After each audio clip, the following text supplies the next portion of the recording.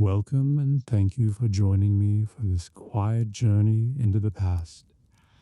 In this story, we will take a long, gentle walk through medieval Europe.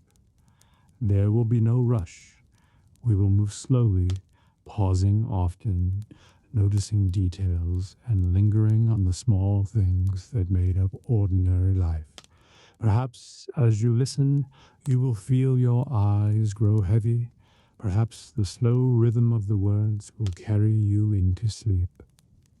That is perfectly fine. The past will still be here when you wake.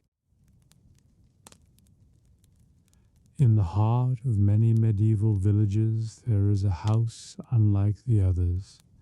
Its yard is stacked with barrels and buckets. Its door stands half open to let out sweet, warm steam. The smell that drifts across the lane is unmistakable. Grain toasting, herb steeping, something rich and alive. This is the brew house, and the person who keeps its fire is the village brewer. Ale is more than a pleasant drink. It is safer than much of the water, a daily nourishment, a quiet medicine, and a comfort at day's end. Children sip weak ale, laborers quench thirst after harvest, travelers find cheer in a mug, priests bless feasts with stronger brew. Behind this simple drink lies steady work and quiet knowledge, most often kept by women, though in towns men and guilds grow powerful in the trade. The brewer's day begins early, often before the sun crests the fields. She moves through the cool dawn to her hearth, where last night's embers may still glow. She stirs them to life or builds a fresh fire, feeding it with dry faggots and oak logs until the big copper kettle can be set to warm. Beside the fire stand sacks of malted barley, sweet with a scent like toasted bread. Malting itself is a small craft, barley soaked, spread to sprout just enough to unlock sweetness, then dried on heated floor until golden. Some brewers malt their own grain, raking and turning it for days. Others buy from maltsters who specialize in the work. Water is fetched while the fire roars. In villages blessed with clear spring, the brewer may simply draw from well. In others she hauls buckets from stream or mill race, careful to choose the cleanest source. Water shapes ale's taste. A wise brewer knows which nearby spring gives soft sweetness and which can turn bitter. The first great task is mashing. She fills a large wooden mash tun with malt and hot water, stirring slowly with a long paddle. Steam rises, the smell of sweet grain fills the room, heavy and comforting. Temperature matters. Too cool and starch stays locked. Too hot and the grain scalds. There is no thermometer here, only years of practice, the feel of warm liquid on wrist, the sound of grain thickening just so. She stirs until every kernel is bathed, then covers the tun to rest. During this hour or more, enzymes quietly turn starch to sugar. While mash sweetens, the brewer tends to other chores. Buckets are scrubbed clean, jugs are checked for cracks, barrels are swelled with water so their staves hold tight. Cats prowl to keep mice from grain, dogs stretch near the hearth. Children, if she has them, run errands, splitting wood, gathering herbs, fetching more water. In some homes, the whole household joins the brewing. In others, hired helpers lend strong arms for lifting and hauling. When the mash has rested enough, the brewer draws off wort, the sweet liquid now hidden in grain. She lifts a plug at the tun's base, catching the first runnings in pails. More hot water is gently poured over grain to wash out remaining sugar, a careful act known to every experienced hand. The combined wort flows into the great copper kettle. Its color glows golden brown in firelight. Its smell is rich and inviting. Now comes the boil, the roaring heart of brewing. As the wort rolls and steams, foam rises. The brewer skims with quick strokes, then adds flavorings. In much of early medieval Europe, this means a mix called gruit, an herbal blend that might include bog myrtle, yarrow, rosemary, sweet gale, or mugwort. Each brewer has her own recipe, often secret and fiercely guarded. Herbs bring bitterness, preserve ale from souring, and sometimes lend gentle medicine. In later centuries, hops begin to appear, little green cones from vines, resinous and pleasantly bitter. They keep ale fresh longer, perfect for trade. A forward-thinking brewer might pay dearly for a small bag to experiment, knowing hopped ale could last weeks instead of days. The kettle boils for an hour or more. The smell escapes into the lane, sweet, bready, laced with herbs or hops. Neighbors passing by know at once what day it is. Some pause to chat, leaning in doorway. Children beg for a sip of the warm, sweet liquid. The brewer may offer a taste from ladle, laughing at sticky faces. Once boiling is done, the wort must cool. In winter, this is easy. Tubs set outside under clean cloth, chill in crisp air. In summer, cooling is trickier. Some brewers sink tubs in shaded stream or pack wet cloth around them. A patient eye is needed. Pitching yeast into wort too hot will kill it. Too cold, and it sleeps. Fermentation begins when yeast is added. Medieval brewers often rely on wild yeasts lingering in casks or caught from air. Some keep special starter, a lump of yeast-rich dough or a scoop of frothy ale saved from last brew. As soon as yeast meets sweet wort, bubbles rise and foam blooms. The room fills with faint hiss and smell of baking bread. The brewer watches closely. Temperature, cleanliness, and timing all shape flavor and strength. Days pass with gentle tending. Each morning she checks the frothing surface, skimming scum, whispering a quick prayer perhaps. Many believe charms help, a sprig of blessed herbs above cask, a whispered saint's name. A sudden change, silence when there should be foam, sour tang in place of sweetness can mean disaster. Grain is dear, a spoiled batch is heavy loss. Every brewer knows the dread of lifting lid and finding her work turned to vinegar. While Ale ferments, the brewhouse becomes a small social hub. Neighbors stop by to ask when the next batch will be ready. A tavern keeper might strike a bargain for 2 fresh barrels. farmers linger to sip older brew and share gossip. Who married, whose cow calved, whether the Lord plans new taxes. Children fetch warm mugs of thin ale for thirsty parents working fields. For some, the brewhouse feels like hearth and inn combined. When fermentation slows and bubbles fade, the brewer transfers ale to clean casks. Barrels are heavy. Helpers roll and tilt them with care. Bungholes are stopped with wooden plugs.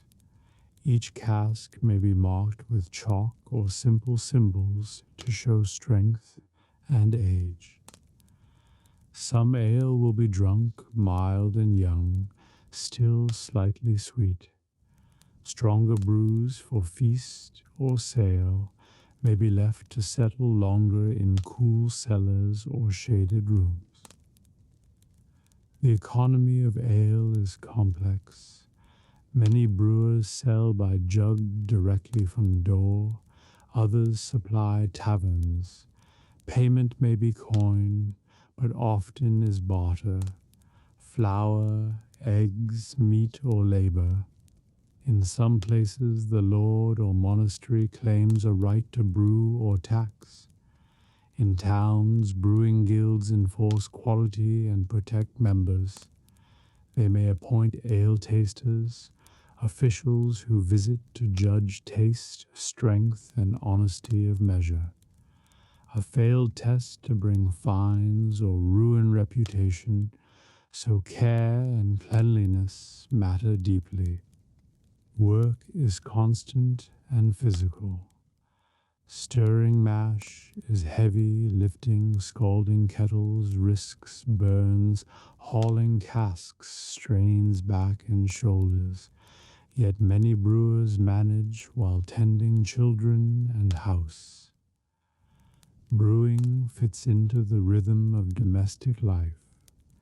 A fire kept hot while meals cook, a batch fermenting as laundry dries, barrels tapped while guests arrive. There is also seasonal rhythm. Winter favors strong, dark ales that keep well and warm bellies. Spring may bring lighter brews with fresh herbs. In summer heat, brewing is harder. Cooling is tricky. Spoilage more common. Autumn after harvest is busy, when grain is plentiful and families brew to last through cold months. Festivals and saints' days dot the year, each calling for special batches. Spiced ale for Christmas, honeyed brew for weddings, strong drink for harvest home. Faith mingles with the craft. Some brewers dedicate first pour to saints, often St. Arnold, St. Bridget, or St. Nicholas. Charms and prayers are common, a cross scratched on mash tun, holy water sprinkled on first cask. Brewing feels like alchemy, invisible forces turning sweet grain to living drink. In a world of mysteries, a bubbling vat seems proof that unseen life thrives and blesses. Stories gather here too. A traveler once arrived near dusk, weary and cold. The brewer gave him warm mug and bed by hearth, and later learned he was a wandering minstrel who repaid her with songs. Another time, a whole batch soured after a thunderstorm. Folk said lightning angered the spirits. The brewer rebuilt Hearth and started anew. Once a feast nearly failed when a noble wedding drained every cask.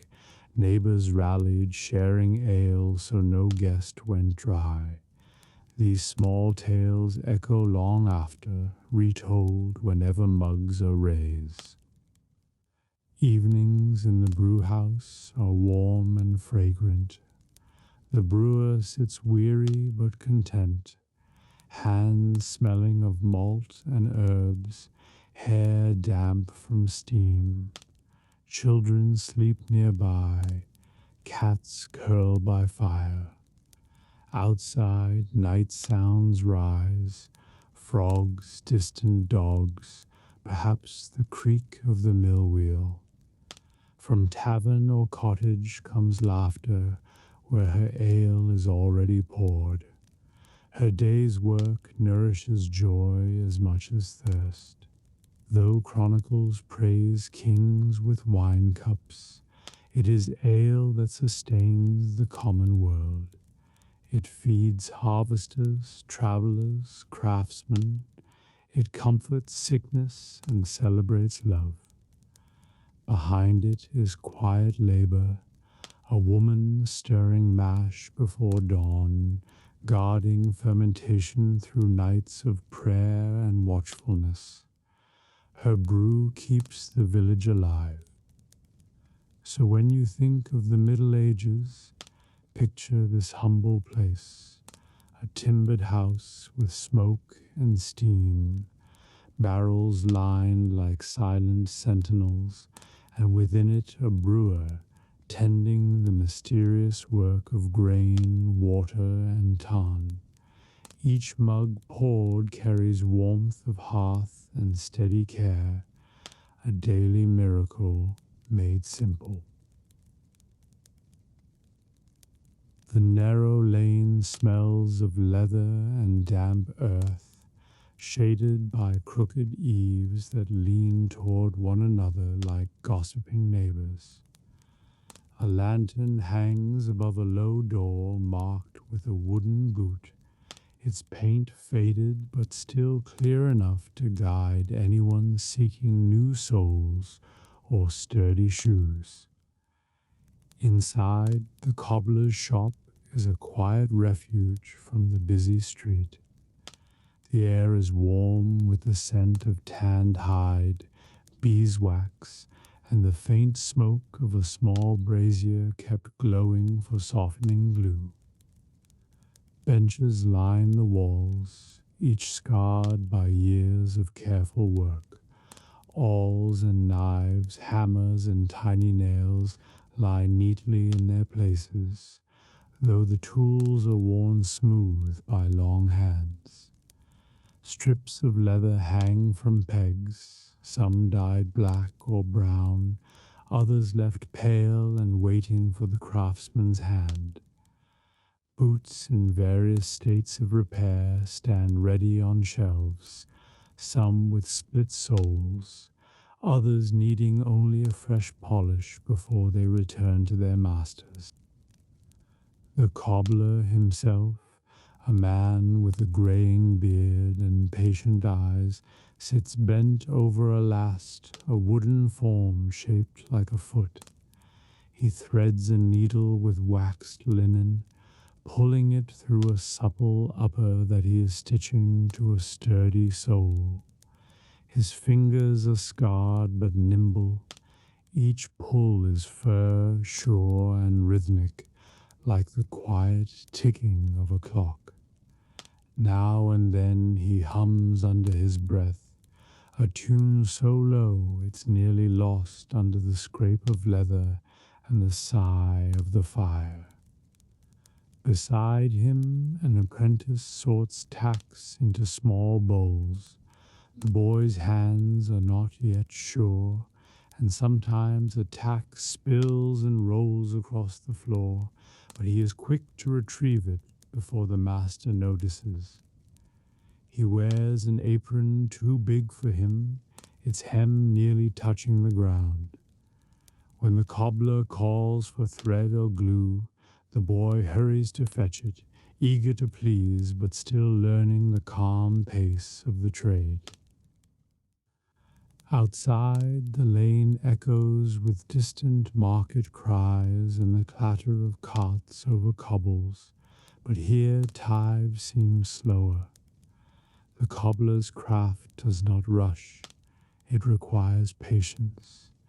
Each shoe must be measured, cut, soaked, shaped, and sewn with care. A hurried stitch might loosen in the first rain, and a careless cut could waste dear leather. The master knows this and passes it on to his apprentice with each task. On a shelf near the window sits a row of lasts of many sizes, narrow ones for ladies' slippers, wide ones for farmers' boots, even a tiny one for a baby's first shoes.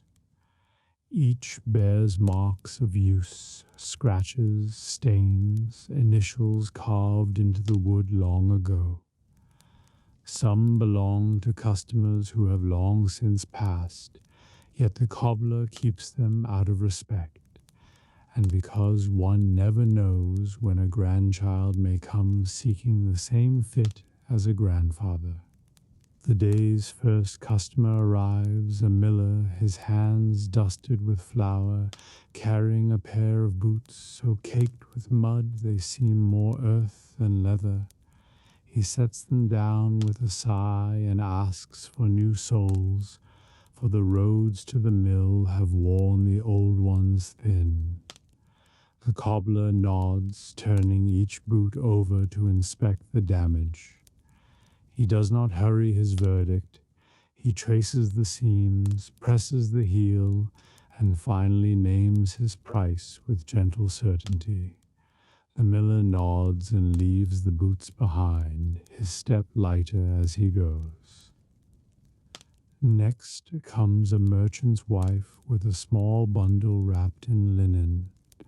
She unwraps a pair of delicate shoes, their ribbons frayed and their toes scuffed from many dances. She asks if they can be made fine again, for a feast approaches, and she has no wish to appear shabby. The cobbler smiles and says he can mend them well enough to make them shine like new. She seems relieved and lingers a moment to admire the workshop's calm before stepping back into the busy street. The apprentice eyes the merchant's shoes with interest. They are lighter than the heavy boots he usually sees, their soles thin and supple. The master uses this chance to teach how to work with delicate hides, how to stitch without puckering the leather, how to choose the right wax for polish. The boy listens, nodding, though his fingers still fumble when he tries to copy the master's precise motions. Midday brings a brief pause. The cobbler eats a simple meal of bread and cheese, washing it down with a cup of watered ale. The apprentice sits nearby, swinging his legs as he chews, his face smudged with glue. They speak little, but share a quiet contentment, the sound of the town drifting in through the window, bells, laughter, a hawker's call.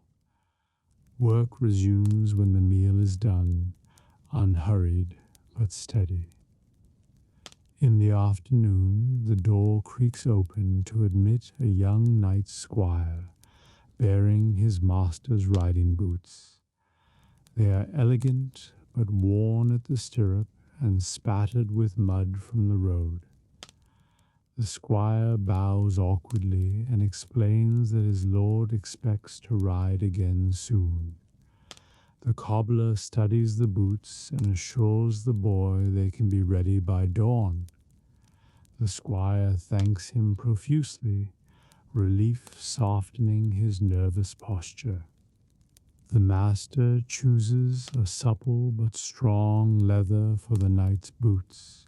He cuts with long, sure strokes, the blade whispering through the hide. The apprentice watches closely, seeing how each cut wastes nothing. Scraps are saved for patches and straps. Be the smallest pieces have use. The smell of fresh cut leather fills the room rich and warm, mingling with the faint smoke of the brazier. Outside, rain begins to patter on the street. The workshop grows cozier, its single lantern throwing a golden light over the benches. The cobbler does not pause, though he glances once toward the window to watch drops chase each other down the glass. Rain is good for business, he thinks. Wet roads wear boots thin and send more folk his way. He smiles faintly and keeps stitching. An older man arrives, leaning on a stick and carrying a pair of shoes that have seen better days. He greets the cobbler like an old friend, for they have known each other many years. The shoes, though cracked and faded, fit the man's feet like no other, and he begs that they mended one more tie. The cobbler agrees, his voice gentle. He knows some shoes carry more than feet. They carry memory. The apprentice helps by cutting new insoles guided by the master's steady words. It is delicate work, for the old shoes are fragile, and the boy's hands tremble slightly. The cobbler places a reassuring hand on his shoulder, reminding him that care matters more than speed. Together they bring the shoes back to quiet dignity, their cracks eased, their souls strong again. The old man leaves smiling, his step more certain than when he arrived. Later, as dusk nears, the cobbler polishes a finished pair of boots until they gleam softly in the fading light. He rubs wax in small circles, his eyes half closed, his thoughts perhaps on the many roads these boots will tread. The apprentice sweeps the floor, gathering curls of leather and stray tacks. The sound of the broom is soft and steady, mingling with the distant toll of evening bells. When work is done, the master sets aside his tools with quiet reverence. He wipes each blade and awl before returning it to its place. The brazier is banked, its coals glowing faintly. A last look around the shop shows order restored, though the scent of leather lingers like a promise of tomorrow's craft. Outside, the lane is darkening, lanterns flickering to life along its length. The cobbler locks the door and places the day's coins into a small chest. The apprentice follows, yawning but proud of the work they've done. Together they step into the cool evening air, their shoulders easy, their pace unhurried. The shop will sleep now, quiet under its painted sign. Tomorrow it will wake again to the sound of awls and hammers, the soft rasp of leather on wood, the murmured lessons between master and boy. For in this place, patience and skill are treasures more lasting than gold, and every pair of shoes carries the steady heartbeat of a craft well loved. Far from the castle and its laws, deep within the green hush of the forest, a small fire smoldered beneath a roof of leaves. Smoke curled thin and grey among the oaks, rising no higher than the first branches before it vanished in the mist. Here, where the paths grew faint and the moss-covered logs muffled footsteps, the outlaws kept their camp, a place of secrecy and wary freedom. The hideout could not be found by chance. A narrow deer track wound toward it, then vanished into thicket. Only those who knew the forest well could follow the signs. A bent branch, a stone stacked on another, a faint notch carved into bark. The outlaws kept scouts along these paths, silent watchers who blended with the trees. If strangers wandered close, they were turned aside with warning, or sometimes with an arrow loosed to start but not strike. At dawn the camp woke quietly. There were no bells or horns, only the rustle of leaves and the muted cough of a fire coaxed to life. Men and women stirred from their shelters, rough lean-to built of branches and hides, or shallow pits roofed with sod. They were dressed in patched wool and leather, practical and weather-stained. Some were young, runaways from towns, others older, faces lined with hard years and harder choices. Breakfast was simple: coarse bread, nuts, dried meat from the last hunt. A pot of thin broth hung over the fire, scenting the cool air with herbs gathered nearby. Conversation was low and wary, voices carried easily in the woods. Children, yes, there were a few, ate silently, wide-eyed, but already learning the quiet ways of the outlaw life. Dogs dozed near the fire, their ears flicking at every distant sound. After eating, the camp broke into tasks. Some went to check the traps set along the forest edges, snares for rabbits, pits for boar, and clever nets for birds. Others slipped away toward the road to watch for travelers or patrols. A few stayed to tend the camp itself, mending boots, sharpening knives, or weaving baskets and ropes from gathered reeds.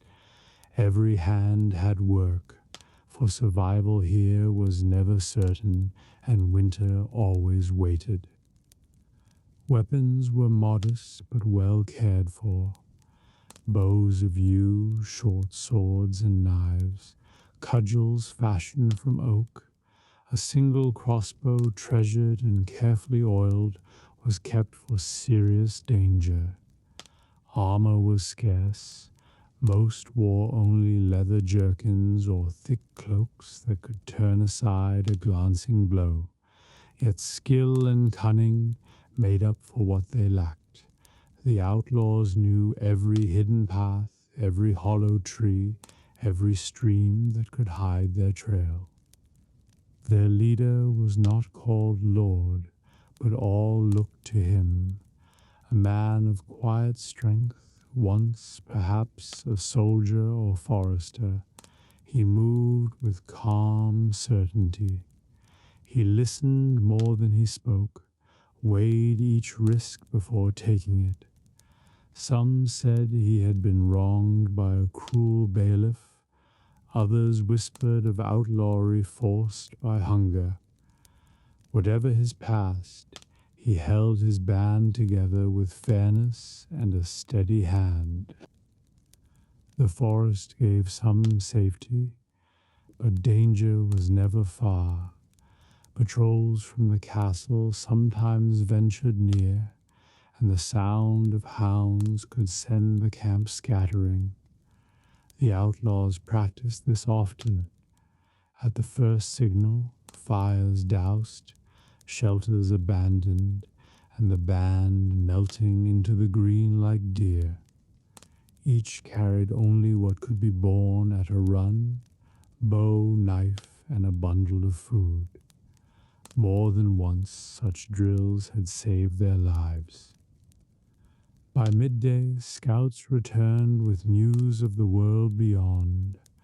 One might report a merchant's cart heavy with goods and lightly guarded. Another brought word of a tax collector riding with coin. These tidings were discussed around the fire, plans made in murmurs. The leader chose carefully. They struck only when need was sharp and the risk small. A foolish raid could bring the Lord's wrath and end the fragile safety they clung to. Yet life here was not only fear. In the still afternoons, when danger seemed far, the camp could grow almost peaceful. Someone might whittle a wooden toy for a child. Another strung a new bowstring and hummed softly under breath. Women repaired cloaks and boots with careful stitches. Once in a while laughter came, a quick, warm burst before fading back to cautious quiet. Even outlaw hearts needed moments of human warmth. The children played as they could, small games of hide and seek among the trees, tossing pine cones as if they were spears, learning to walk without sound. The older ones watched and learned the forest secrets, how to tell north by moss, how to read the flight of birds, how to find safe water. Someday they might take up bow and knife, though all hoped for another fate. When the day cooled toward evening, hunters returned with game, a rabbit, sometimes a deer, if fortune smiled. Fires were lit low and shielded by rocks to keep the smoke thin. Supper was simple but welcome, meat roasted on spits, nuts and berries, a little bread saved from some past raid. If a raid had gone well and safely, there might be wine or cheese taken from some careless merchant, shared in quiet celebration. Stories were told then, soft and cautious in the dark, tales of brave escapes, clever tricks played on greedy sheriffs, or the memory of better days before outlawry. Sometimes a wandering minstrel or friar would find the camp and bring news of the wider world, songs of kings and saints, rumors of wars, or the price now placed on certain heads. The children listened wide-eyed. The adults smiled, wary but grateful for the thread of connection. Yet even in these gentler hours, watch was kept. Scouts perched in trees or crouched in thickets, ears keen for hoofbeats or the bay of hounds. The leader himself often made a final round, moving silently from shadow to check the sentries. Safety was fragile here, and every night might bring flight. When darkness deepened, the camp grew hushed. Fires burned low to embers, hoods and cloaks wrapped close against chill. Some slept in pairs beneath rough blankets, others alone with knife at hand. The forest whispered and creaked around them, alive with night creatures but safe for those who knew its ways. Above, the stars gleamed cold and far, uncaring of the lives hidden below. Though hunted and outcast, the outlaws endured. In this hidden hollow they found a hard kind of freedom, no taxes, no lords, no masters, but their own survival. It was a life of risk and shadow, yet also of courage and quiet skill. When dawn came, pale and misty, the camp would stir again to its careful rhythm, unseen and unbroken beneath the ancient trees. When the campaigning season ended and the roads turned to mud, Armies melted away like mist in autumn sun. Knights rode home to their halls, peasants returned to ploughs, and kings retreated behind stone walls to count coin and plan the next year's quarrels. But mercenaries, great roving bands of hired swords, needed winter shelter. Some drifted to cities that could afford their keep, others broke apart into smaller companies, and sometimes, when a lord was wise or merely practical, he offered them quarters in his land for the cold months, trading food and roofs for peace and steel at hand. This winter, the old abbey barns outside the castle town had been given to such a company. Their captain, a scarred man known as Allard of Flanders, had fought in half the wars of a generation and wore his grey beard like a banner. His men, 100 strong, marched in late October with tattered banners and muddy boots, arriving just before the first true frost. The townsfolk lined the lanes to watch them pass, long pikes shouldered, swords clattering, helms dented and patched. They were no parade ground knights, but hard, weather-worn fighters. The barns and outer cloisters made a serviceable camp. Straw was strewn deep. Braziers and small hearths soon glowed where monks once stored grain. Wagons unloaded barrels of dried peas, salted pork, coarse bread and ale paid for by the Lord to keep the company fed and out of mischief. Stables filled with their tough little horses, smithies rang as the men repaired bent mail and broken spearheads. For the first few days there was unease. Townsfolk kept doors bolted, and mothers warned children not to wander near the abbey. Mercenaries had a reputation, wild in drink, quick with a blade, loyal only to coin. Yet Allard kept strict order. He set watches, forbade looting or drunken brawling, and punished theft swiftly. Slowly, suspicion softened. By the time Advent neared, the mercenaries were a known, if not entirely trusted, part of winter life. The men themselves were a strange fellowship. They came from many lands, Gascon and Breton, Lombard and Saxon, even a Moorish archer with silent step and dark, thoughtful eyes. Around their fires, languages mixed, hands gesturing when words failed. Some were young and reckless, chasing pay and adventure. Others were old soldiers with scars and quiet habits, mending boots by firelight. Their banners hung limp but clean, patched with bits of cloth that told stories no minstrel ever sang. Life in winter quarters was slower but never idle. Each morning horns called the camp to drill, pikes formed in ordered squares, archers practiced at straw butts, horsemen trotted the frozen fields, learning to wheel and strike as one.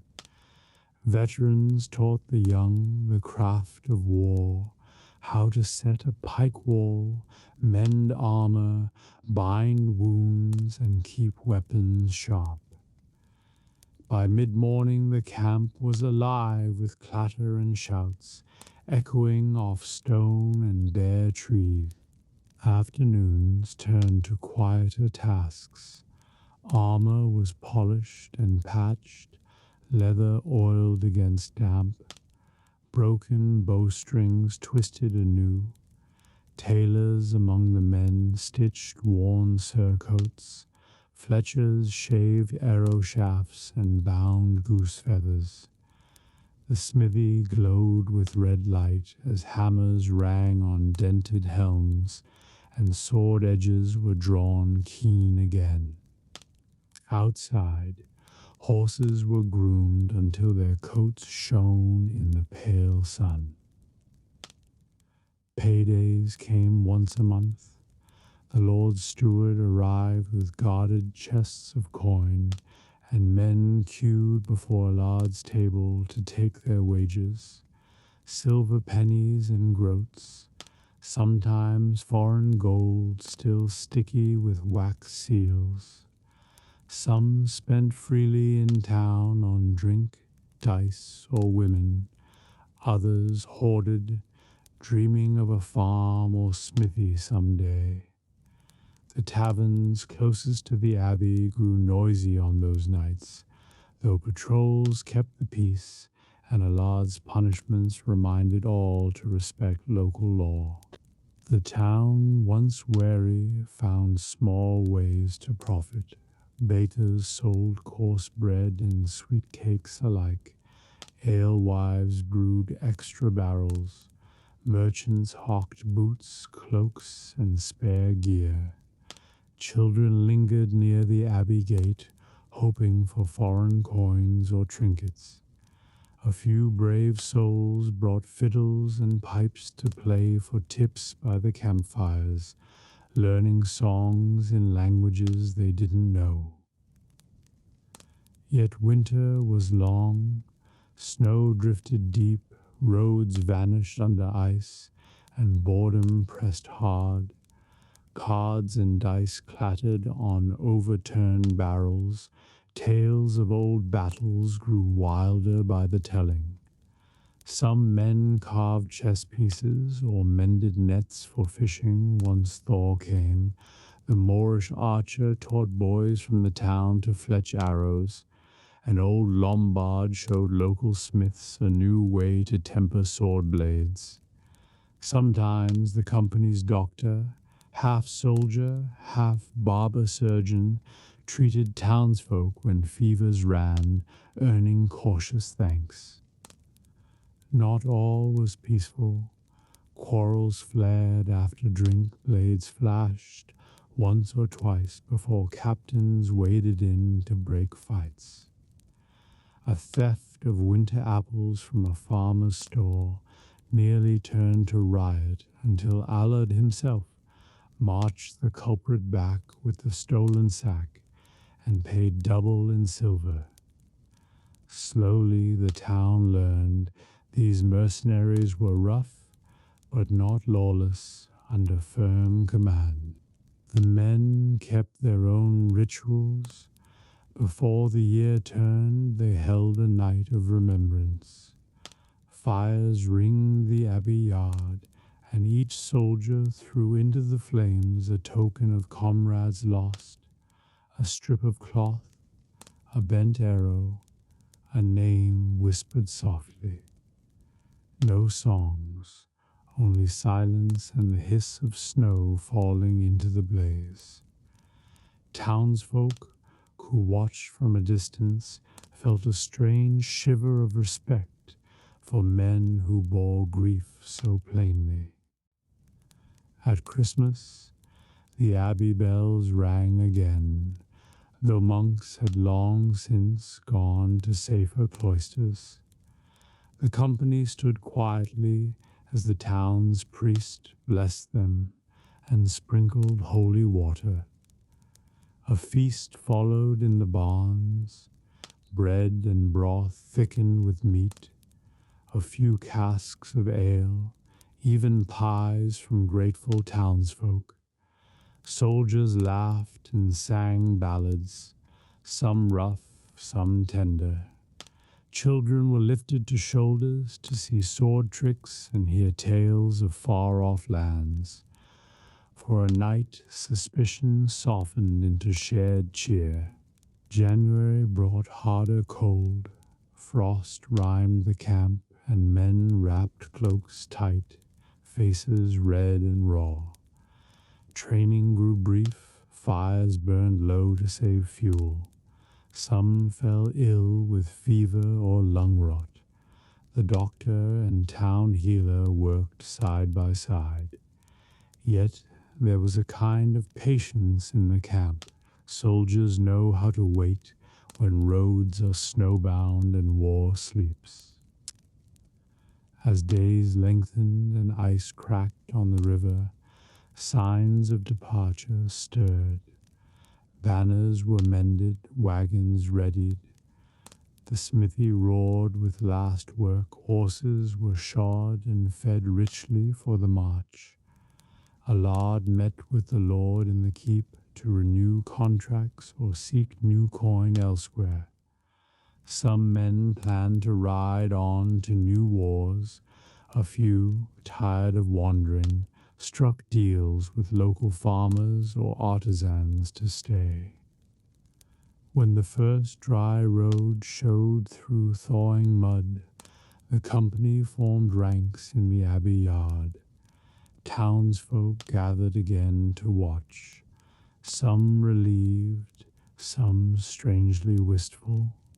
The soldiers looked leaner, cleaner, their gear well kept, banners brightened. Allard rode before them, saluted the lord upon the wall, and gave the order to march. Drums beat slowly. Pikes glinted as they filed out through the gate, bound for some distant border. When the last echo of boots faded, the abbey barn stood empty but for straw and a lingering scent of smoke. Children crept in to play at war among the forgotten hearths. Farmers returned to fields, merchants to roads, and the town exhaled, safe, richer in coin, and marked forever by the winter when hard men became part of its life. Around hearths for years after, old folk would tell of that winter, how the mercenaries came rough and strange, how the captain kept stern peace, how songs in many tongues echoed under snowy eaves. It was not a tale of battle, but of waiting, mending, and uneasy trust. Quiet side of war that lives between campaigns, when swords rest but never quite sleep. Beneath the castle, far below the echo of the great hall and the warmth of hearths, lay the dungeon. Few went there willingly. Its stair began behind a thick oaken door, banded with iron, a door most passed without thought, though all knew what lay beyond. Down the winding steps the air cooled and grew damp, carrying a scent of stone, moss, and rusted metal. A single lantern, swinging from an iron hook, lit the descent with wavering yellow. The keeper of the dungeon lived above its door in a narrow chamber, simple and spare. He was an older man with quiet eyes, neither cruel nor kind, simply patient in the work that had been his for decades. At dawn he woke, lit his lantern, and went below to check his charges. He moved with slow, measured steps, his keys clinking softly at his belt. The dungeon was not a place for haste. At the foot of the stair stretched a passage of rough stone, arched and low. The walls sweated moisture.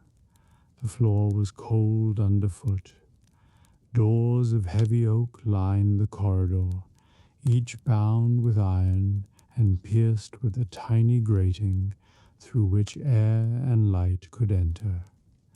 Beyond them lay small cells, straw on the floor, a jug of water, a low wooden stool, or none at all. The dungeon was meant to hold, not to comfort. The keeper's first task each morning was to check every door. He pressed his weight against the great bolts, tested the locks with his ring of keys, and spoke a low word to any prisoner within. Some answered politely, some cursed or begged. He met each with the same Sivan voice. Then he made his round with a bucket of water and a basket of coarse bread. Each prisoner received his ration through the narrow hatch, enough to live, never more. By mid-morning the place had warmed slightly from the world above, though no true light reached here. The only glow came from the keeper's lantern and a few small oil lamps set in iron brackets along the wall. Shadows clung to the corners. The air smelled of damp straw, stone, and tallow smoke. Rats sometimes skittered, but even they moved quietly, aware of the hush. The dungeon held many kinds of souls. There were petty thieves awaiting judgment, poachers caught in the Lord's forest, drunken brawlers cooling their tempers. Sometimes a captured spy or a rebel noble would be lodged in the deeper cells, chained and guarded day and night. Each had his story, whispered or shouted through the grating. The keeper listened rarely. It was not his place to weigh truth. He was there to keep, not to judge. From time to time the steward descended, brisk and efficient, to speak with a prisoner or deliver orders from the Lord. Guards might come too, clanking and laughing uneasily, to fetch a man for questioning or release. The chaplain sometimes visited, bringing quiet words and prayer to those who would hear him. His lantern light and murmured Latin made the dark seem briefly less heavy. The cells nearest the stair were for short stays. Farther down the passage, past a second door thick with iron, lay the long-term keeps, colder, narrower, with chains fixed into the stone. Here the air was bitter with damp, and silence deeper. The keeper disliked this part, but tended it dutifully, checking each chain and lock. If a fire burned in the great hall above, no warmth touched these walls. In the middle of the day the keeper paused to eat a small meal by the stair. Bread, cheese, perhaps a bit of broth brought by a boy from the kitchens. He sat with his lantern beside him, listening to the muffled sounds of the castle far above, faint echoes of hammers, bells, and sometimes laughter drifting down the spiral. Here, life moved at another pace, slow and watchful. Sometimes a new prisoner arrived. Then the dungeon stirred with sudden noise. Boots on stone, orders shouted, a man protesting or weeping. The keeper would step aside as guards led the captive past, then follow to bolt the door once it closed. The air would be thick with the scent of fear and sweat, and for hours the hall might echo with cries until quiet returned. On rare days the dungeon held someone of rank, then candles were lit in the upper cells, and special care was taken. Better straw, a stool, perhaps writing tools. Such guests were guarded firmly but with courtesy. Politics played their games even here. The keeper knew to say little, to move with bowed head and keep the lantern steady. By afternoon the dungeon fell silent again. Prisoners slept or brooded, their voices stilled by the weight of stone. The keeper mended what needed mending, straps for shackles, a broken lock, the rope of the bucket lowered into the well. He swept the passage, though the damp never let it stay truly clean. His was a craft of maintenance, patient and invisible. Toward evening came the second round of water and bread. The keeper carried his lantern from cell to cell, setting it down to open each hatch. Some prisoners muttered thanks, others stared blankly. A few begged for news of the world above. Was there a feast? Had judgment been passed? He answered with the barest facts, kind but distant. It was easier that way. When night fell, the dungeon grew colder. Moisture gathered on the stones, and the air turned still. Above, the castle feasted or slept. Below, only the keeper and his lantern moved. He made one last round, checking every bolt and lock, banking the tiny fires in the brazier by the stair. Then he climbed slowly upward, leaving the dark behind. The prisoners settled to uneasy sleep, their breathing and the faint rustle of straw the only sound. Sometimes, in deepest night, a horn would sound or boots would thunder on the stair. Then the dungeon woke abruptly, a new captive, a midnight judgment, an urgent message from the Lord. The keeper roused himself and obeyed, but most nights passed in quiet, the silence broken only by the distant drip of water and the sigh of sleepers. At dawn the pattern began anew. The keeper returned with lantern and keys, faithful as the turning of the seasons. He found each cell as it should be, each prisoner present and alive. Bread and water were passed, straw changed where needed, locks tested. Life here was narrow but steady, an unseen foundation of the castle's power. Above, men feasted, judged, and rode to war. Below, in the cool dark, the dungeon held fast, silent and sure. Its stones knew secrets no feast would tell. Its air was heavy with forgotten hopes and quiet endurance.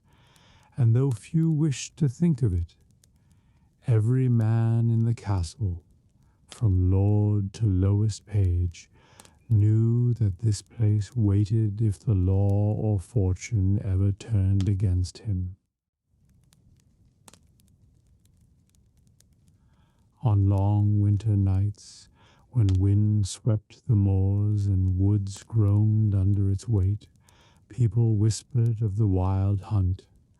They said that somewhere beyond the safe ring of fields and hearths, a ghostly cavalcade rode, hounds baying without breath, hooves striking sparks where none should be, horns blowing faint and hollow. Few claimed to have seen it, yet everyone knew someone who had heard it. A neighbor, a grandparent, a shepherd alone on the hills. This night the rumor stirred again in a quiet hamlet tucked near the edge of the forest. Snow lay deep, stars burned sharp and close.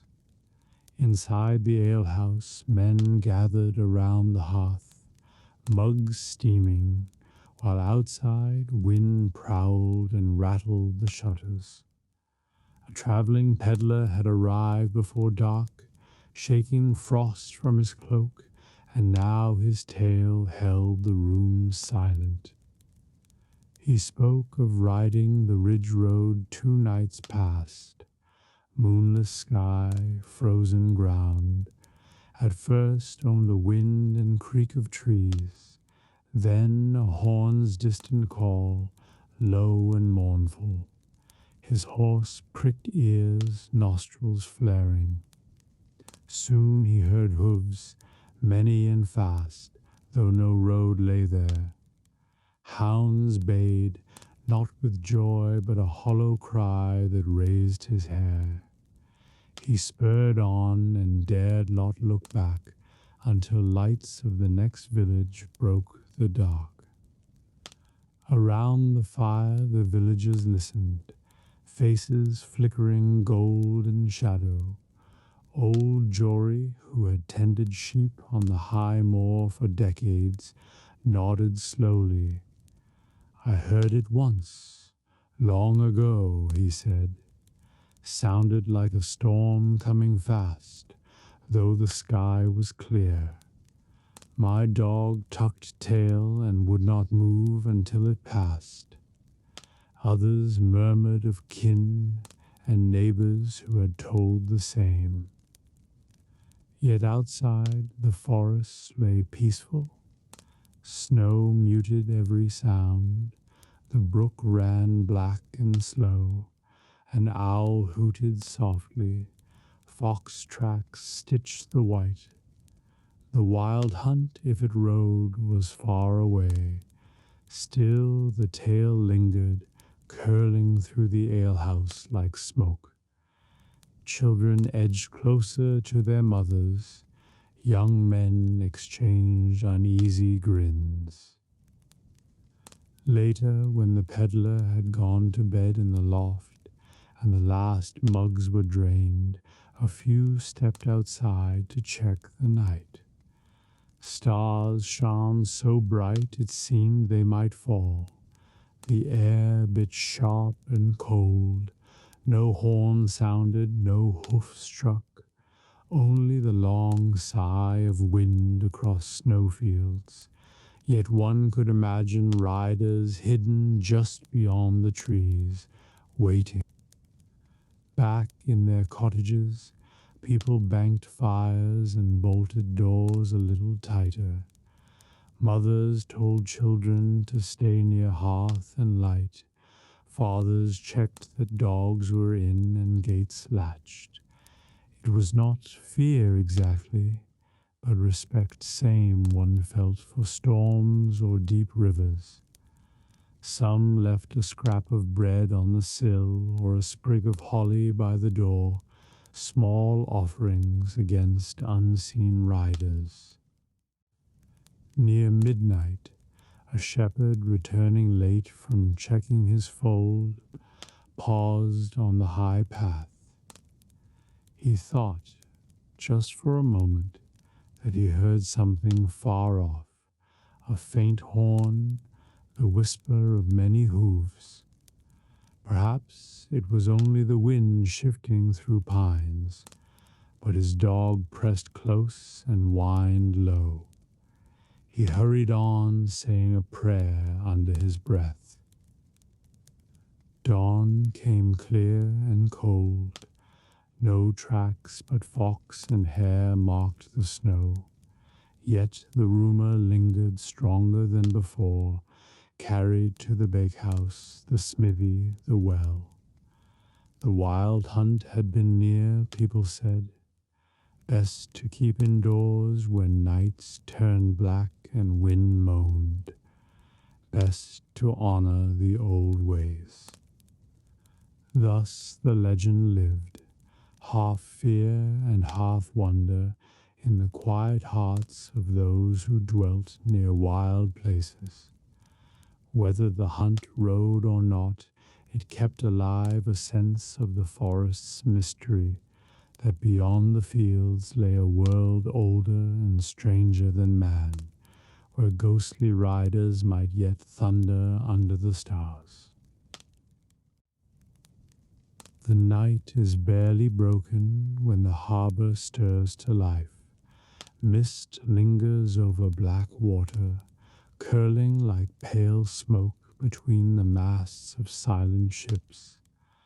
The tide sighs against the worn pilings, and somewhere a gull cries, a lonely sound that echoes across the sleeping town. Lanterns glow faintly along the quay, their light soft and golden against the gray of dawn. Cobblestones are slick with sea spray. The smell of salt, tar, and yesterday's catch mingles with the smoke of early fires. Slowly the quiet breaks. A fisherman stirs in his boat, drawing in the lines he set before moonrise. His boots creak on damp planks, and the small craft rocks with his weight. He hums under his breath an old tune, perhaps one his father taught him. From a nearby shed comes the rasp of a knife being drawn across a whetstone. Another man shoulders a coil of rope and disappears down the pier. The air is cool, sharp with the promise of morning work. Farther down the quay, a great cog lies moored, its hull dark and wet from travel. Its square sail is furled for now, but soon it will be unfurled and catch the first wind.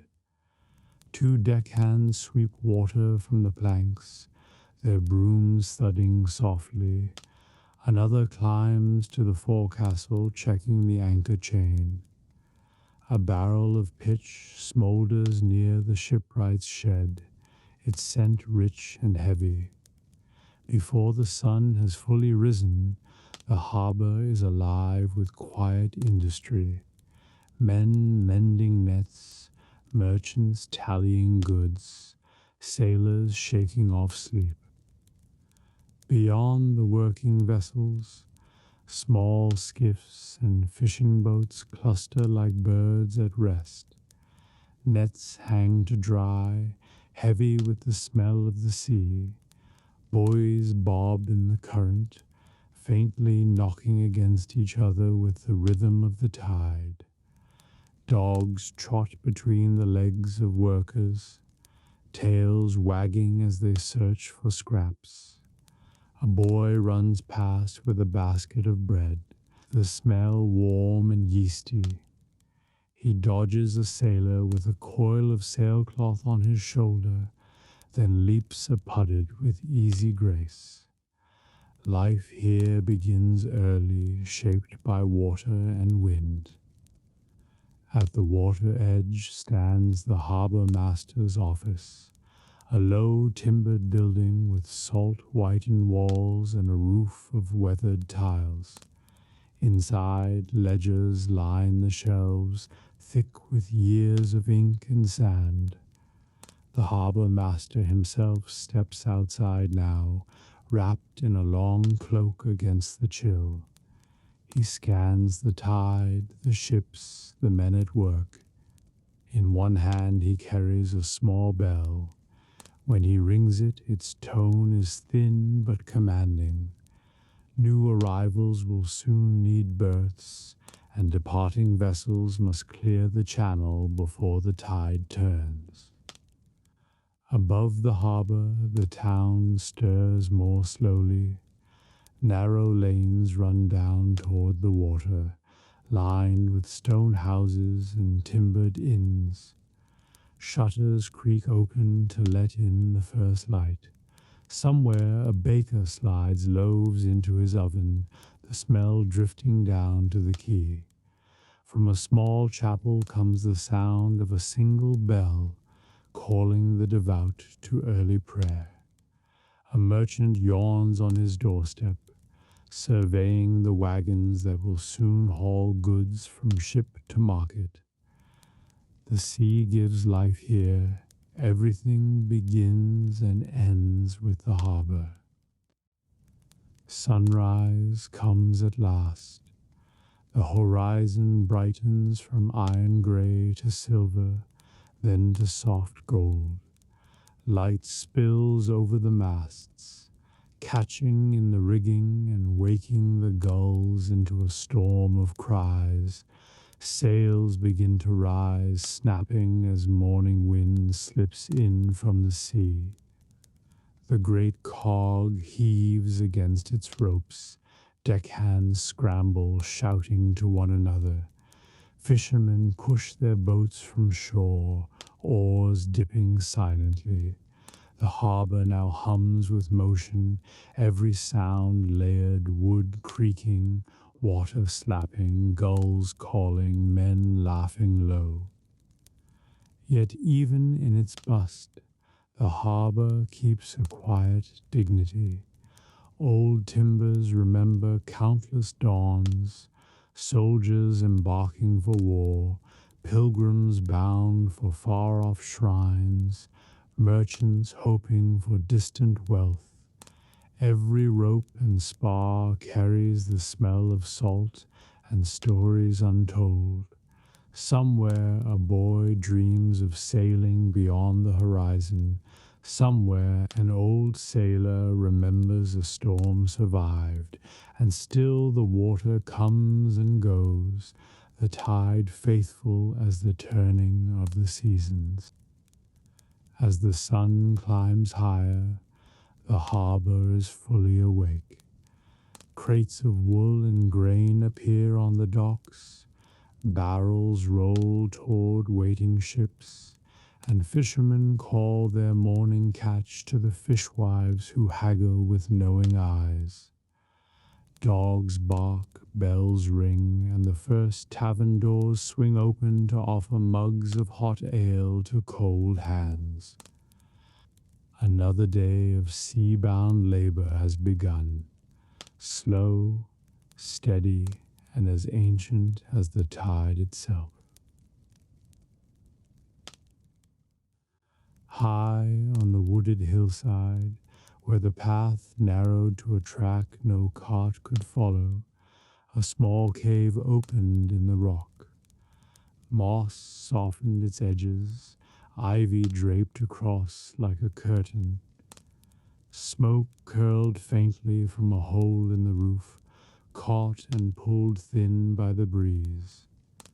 This was the dwelling of the hermit, a man who had turned from village and market to live alone with the silence of God and the company of the wild. His name was Brother Stephen, though few called him so now. Once he had been a monk in the great abbey below, copying psalms and tending bees. But after years of quiet longing, he had asked leave to live apart. The abbot, seeing both wisdom and weariness in his eyes, granted it. So Stephen had come to this cave with little more than a cloak, a staff, and a handful of tools, and had stayed for many seasons. Morning began early. The cave faced east, and dawn light slid in soft and gold across the rough floor. Stephen woke on his straw bed, wrapped in a woolen blanket, and stirred the embers of last night's fire until they glowed. He brewed a thin porridge and a cup of herb tea, eating slowly as he listened to birds greeting the sun. His prayers were whispered, unhurried, rising with the smoke. Afterward, he tended his small garden beds of leeks, onions, and herbs held by low stone walls. Beyond grew a few apple trees he had grafted years ago. He weeded, watered from the nearby spring, and checked traps set for rabbits or snares for fish in the stream. His life was spare but not joyless. Each task done well felt like a prayer in itself.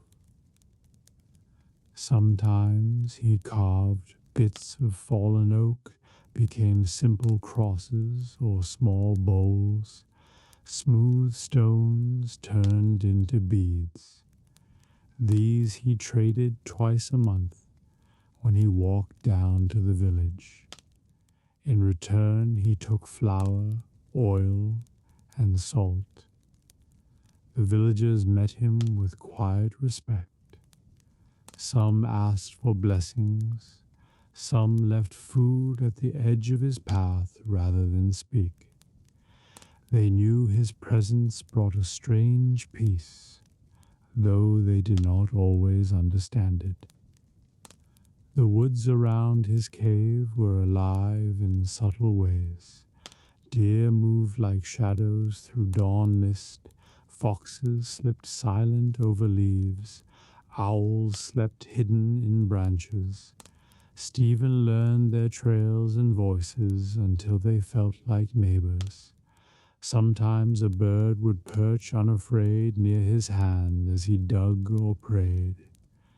He never hunted more than he needed, never took without thanks. Midday was for reading.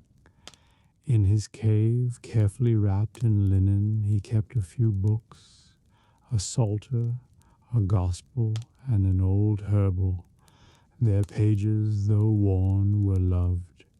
He read slowly, lips moving, savoring each word. Then he sat in stillness, letting thought and prayer mingle with the quiet breath of the forest. Storm days were different. Rain drummed on the rock above. Wind moaned through the trees. The cave grew dim and smoky, but Stephen felt safe within its stone embrace. He would tend the fire, mend clothes, and listen to the storm's voice. On such days he thought of the Abbey's warm halls and knew he did not regret leaving. His place was here, alone yet held by the greater silence. Sometimes travelers came seeking him, lost hunters, weary pilgrims, or those troubled in spirit climbed the hill to his door. Stephen welcomed them with tea and bread, offered a place to rest, and listened. He gave little advice, preferring questions to answers, but people left lighter, as if the quiet itself had spoken to them. On feast days he walked down to the abbey to join the monks in prayer. They greeted him as brother still, though he lived apart. He knelt with them, sang the old chants, and returned before night to his cave, the music lingering in the trees as he climbed. Winter tested him. Snow sometimes blocked the path. Wood had to be cut and stacked before frost came. Nights grew long and bitingly cold, yet the cave held warmth from the banked fire and thick furs. He sat in flickering light, carving or praying, while outside the forest slept under stars. Wolves howled far off, but the dogs of the nearby farms and Hermit's own small fire kept them away. Yet winter also brought a deep, strange beauty. Icicles hung like glass from the cave mouth. Deer came closer, pawing for food under snow.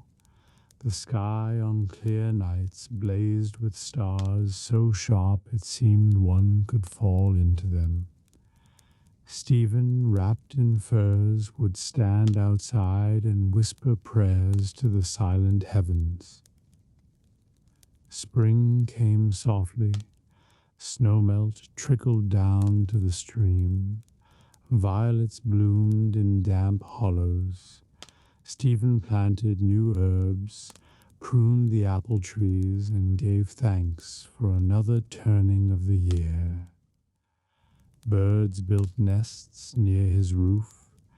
Bees hummed from the hollow log where he kept a small hive. Life renewed itself without fuss. Years passed like this, quiet but rich. He aged gently, hair silvering, hands growing lean and lined. The forest became more a home than any stone hall. He spoke less to people, more to God. Yet when villagers climbed to ask blessing or herbs, he welcomed them with the same soft kindness. In his solitude, he felt not loneliness, but deep belonging. Sometimes at dusk, he lit a small lamp and set it just outside the cave. Its glow was faint but steady, a sign for wanderers that safety and warmth were near.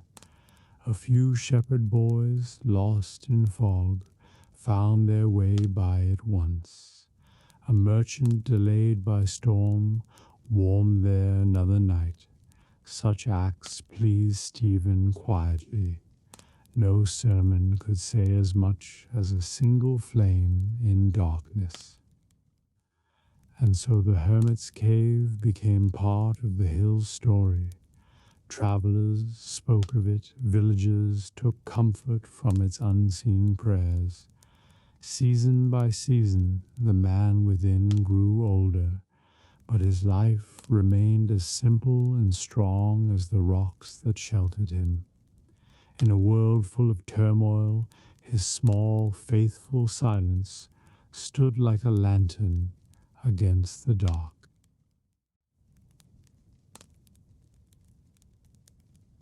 Deep in the forest, far beyond the last ploughed fields and the thin smoke of hamlets, stood a small log cabin.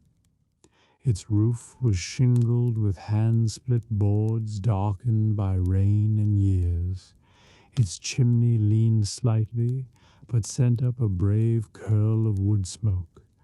Around it lay a clearing where stumps marked old felling, and beyond that, trees closed in again, oak and beech, pine and spruce, a green wall shifting with every breath of wind.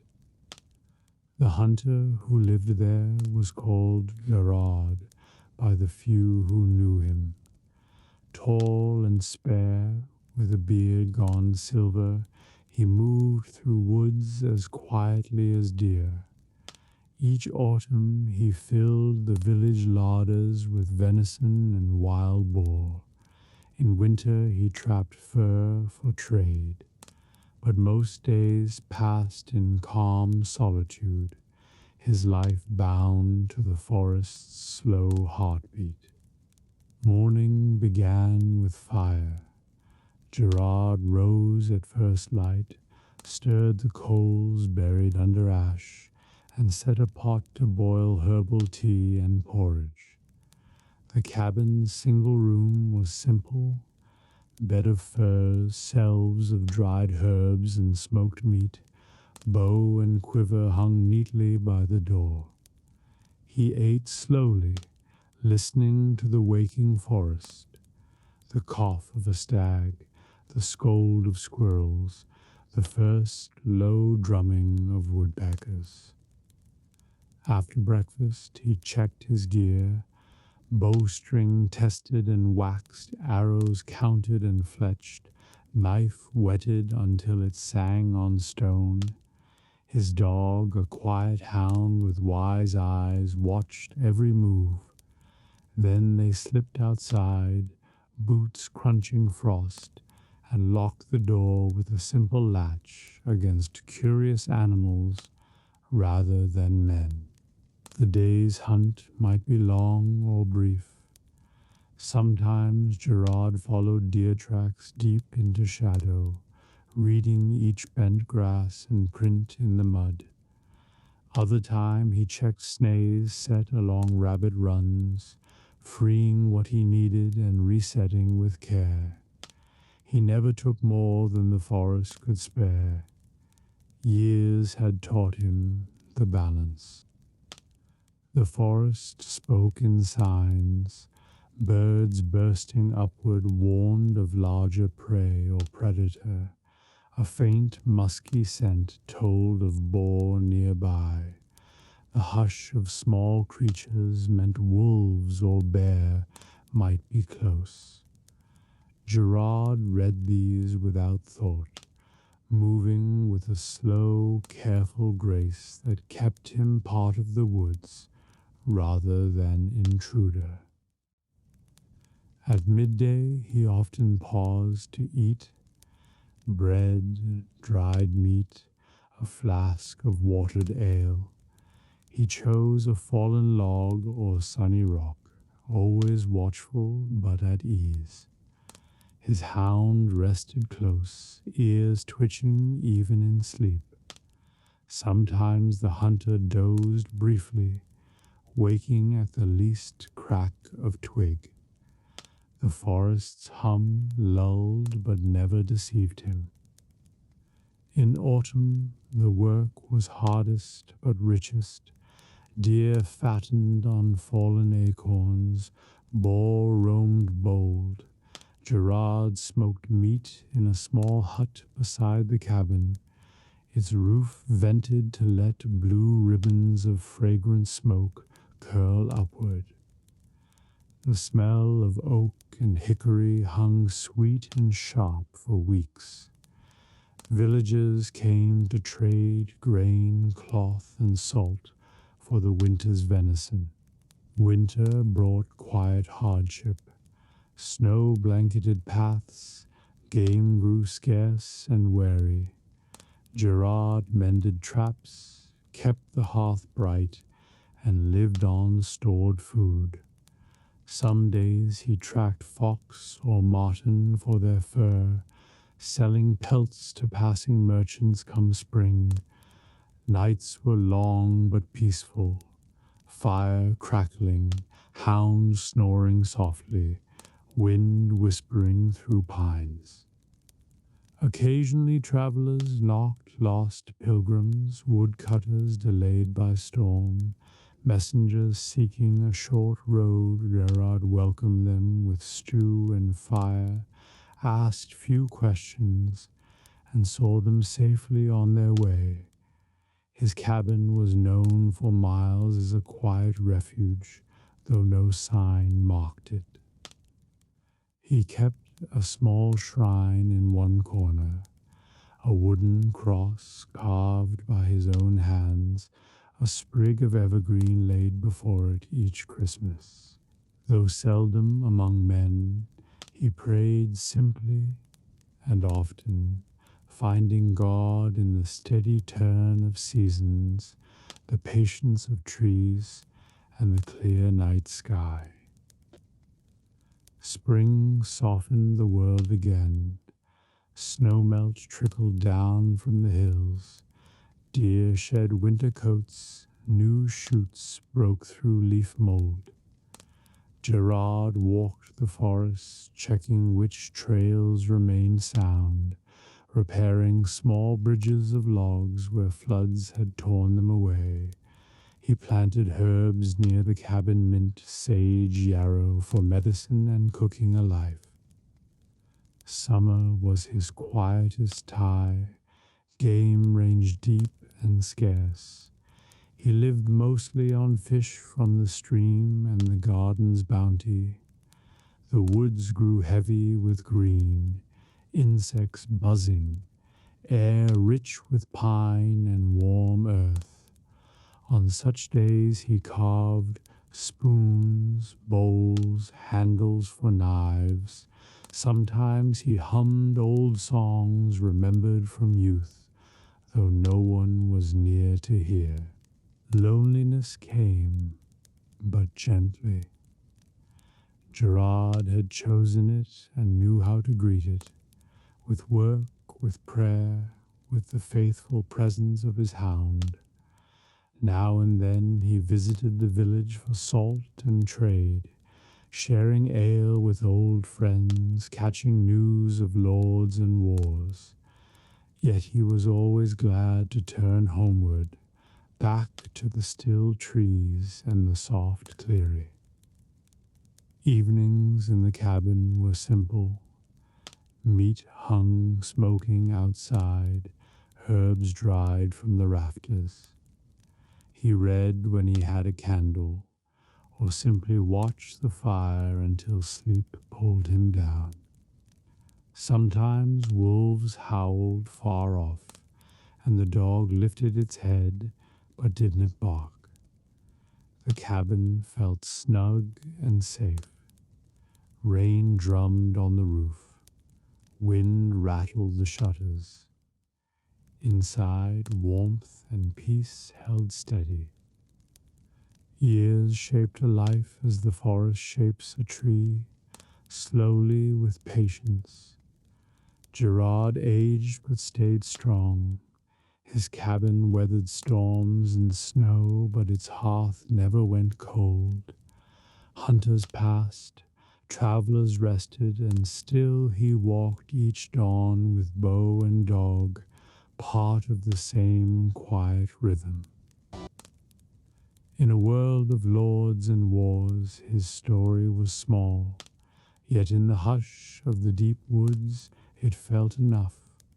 A man, a dog, a steady fire, and the unending song of leaves and water. The hunter's cabin stood unseen by most, but it was a world entire for the one who called it home. High above the lowlands, where fields give way to stone and the air turns sharp with pine and ice, a narrow pass winds between jagged peaks. Merchants and pilgrims use it in summer when the snows have retreated. Shepherds lead flocks across to greener valleys. Sometimes soldiers march its rocky floor. But most days it lies quiet and lonely, swept by wind, guarded by cliffs that catch the sky. At dawn the pass glowed pale and cold. Frost silvered the sparse grass. Every rock gleamed wet where meltwater had frozen in the night. A single mule train moved slowly upward, 3 animals laden with wool and salt, led by a trader named Renaud.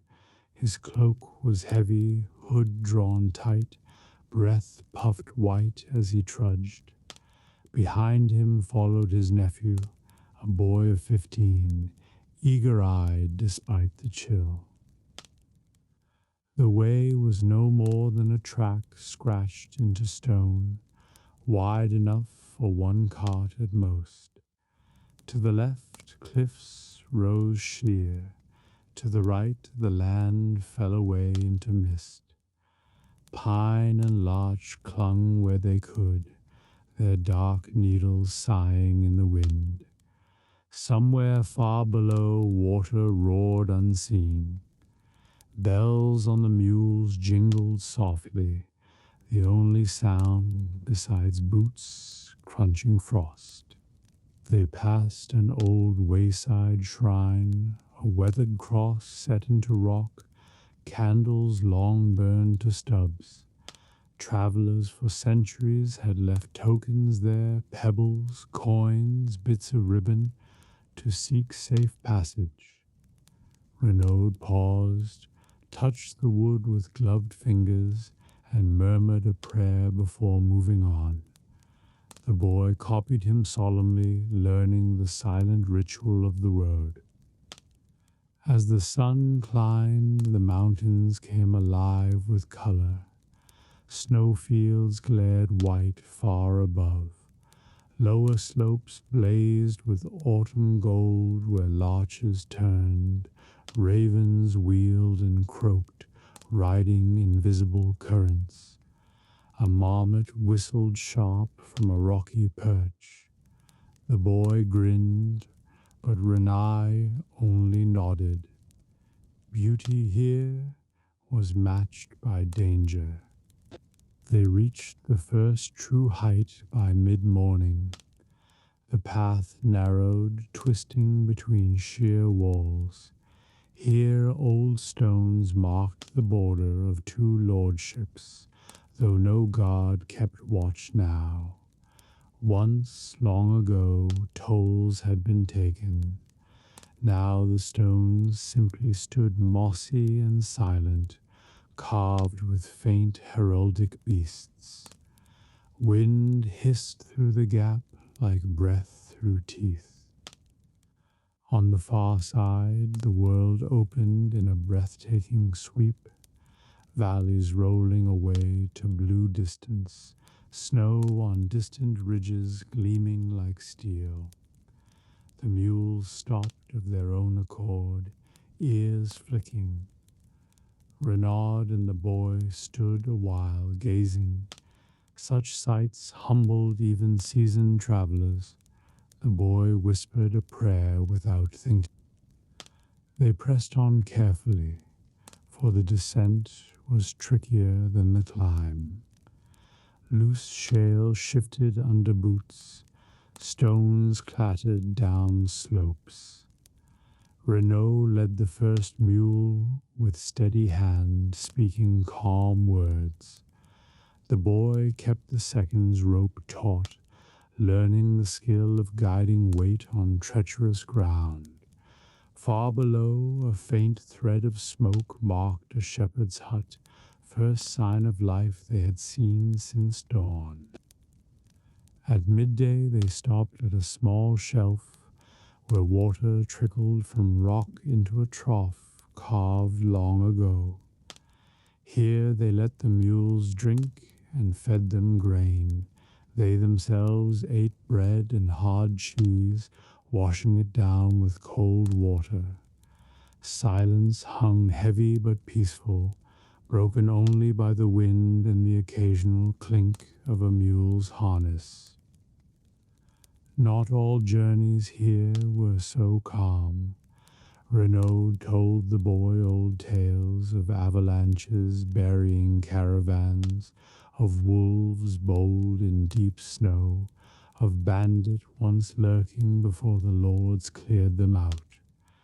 The boy listened wide-eyed, glancing at every shadowed outcrop, but no danger showed itself today. Only the mountains, patient and vast, watched their passing. They moved again as clouds gathered. Weather changes swiftly in the heights. What begins as gentle mist can become driving snow. Renaud kept an eye on the peaks, knowing when to hurry.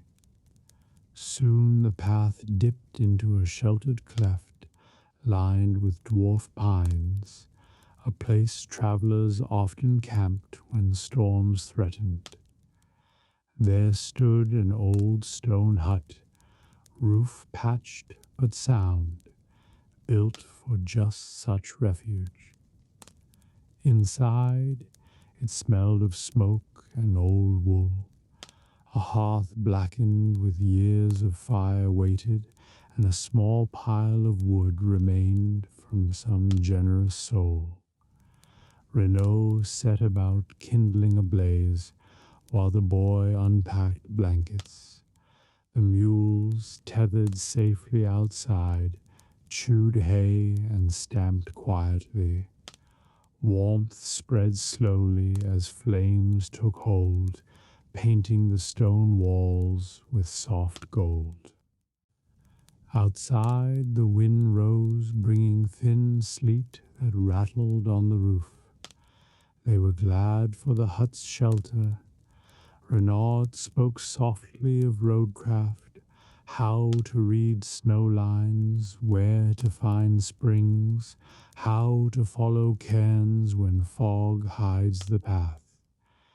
The boy listened, soaking in wisdom older than maps. By dusk, the weather eased. They stepped outside to find clouds broken and the world awash in pink and silver.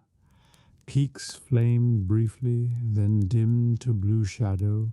A single star appeared, bright above the pass. The boy gasped, and even Renaud smiled, weary but moved. Such beauty was the quiet gift of hard roads.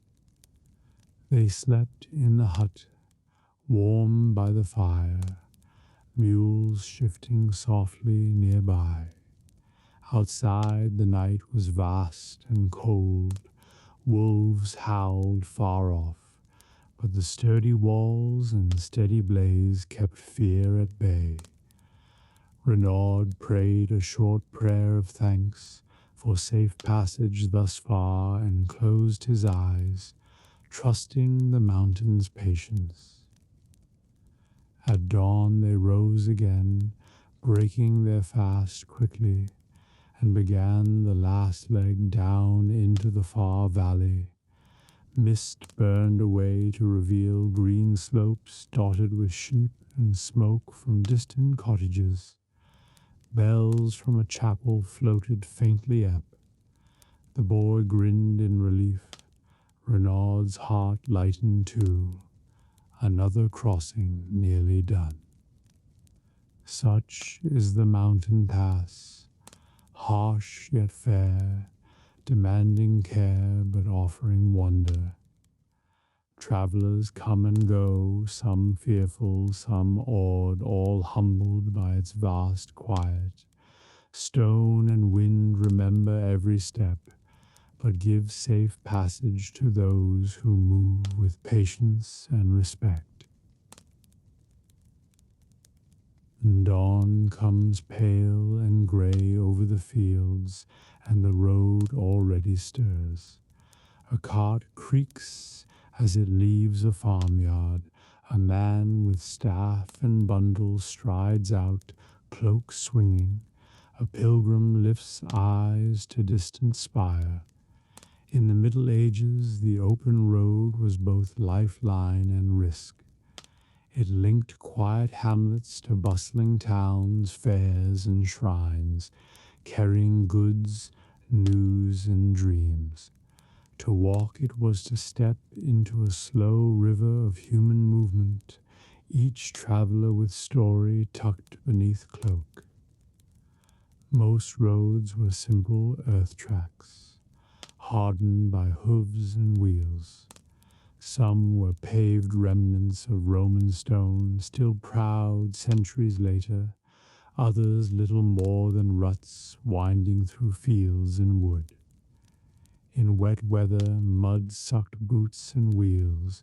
In dry months, dust rose in choking clouds.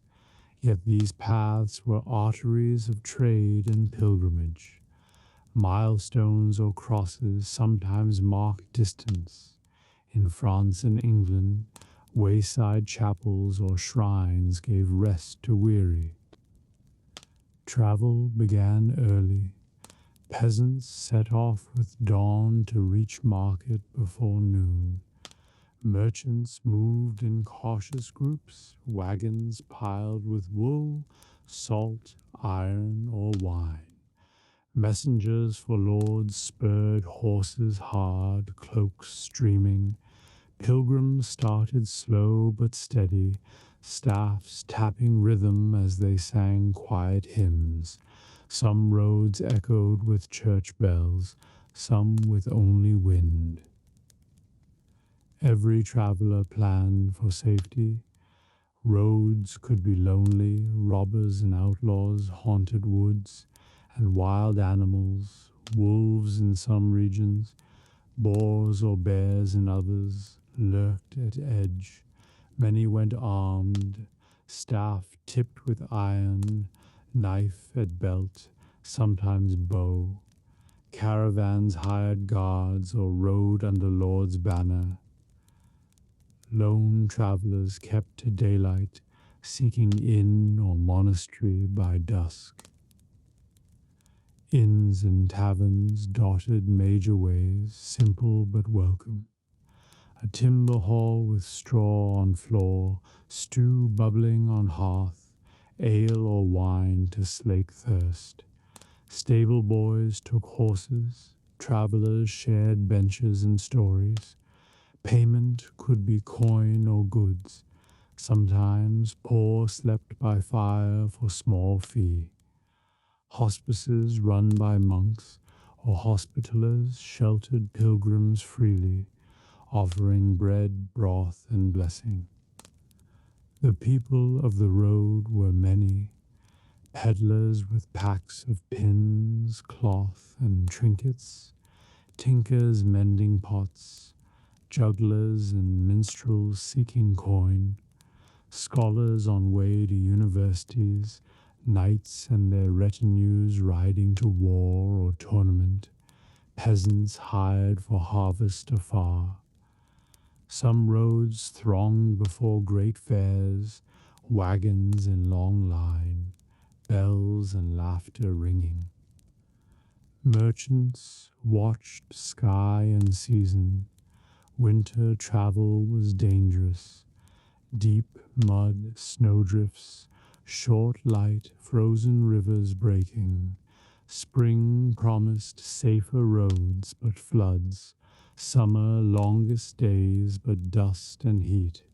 Autumn busiest with harvest goods, fairs, and pilgrims. Along routes, bridges were precious, tolls often charged, but safer than fording swollen stream.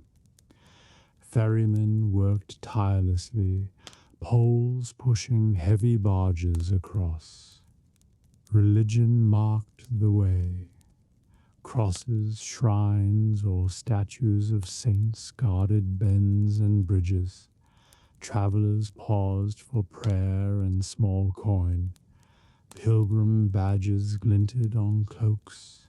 Scallop for Compostela, keys for Rome, shell or ampulla for Canterbury.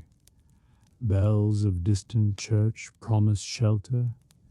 In some lands, towns lit beacons or candles to guide late walkers. Law touched roads lightly. Sheriffs or bailiffs patrolled main routes. Toll collectors guarded gates. Lords claimed right to levy passing merchants. At times, traveling under safe conduct, a written protection from king or abbot was wise. Without it, strangers risked suspicion or seizure. Yet fellowship grew among travelers. At inns, strangers shared bread and fire, swapping news, harvest good in south, plague in port city, new relic at shrine. Stories of haunted crossroads or hidden treasure passed from mouth to ear. Warnings too, where bandit lurked, where ferries dangerous, which bridges broke. The road had its own community, loose but real.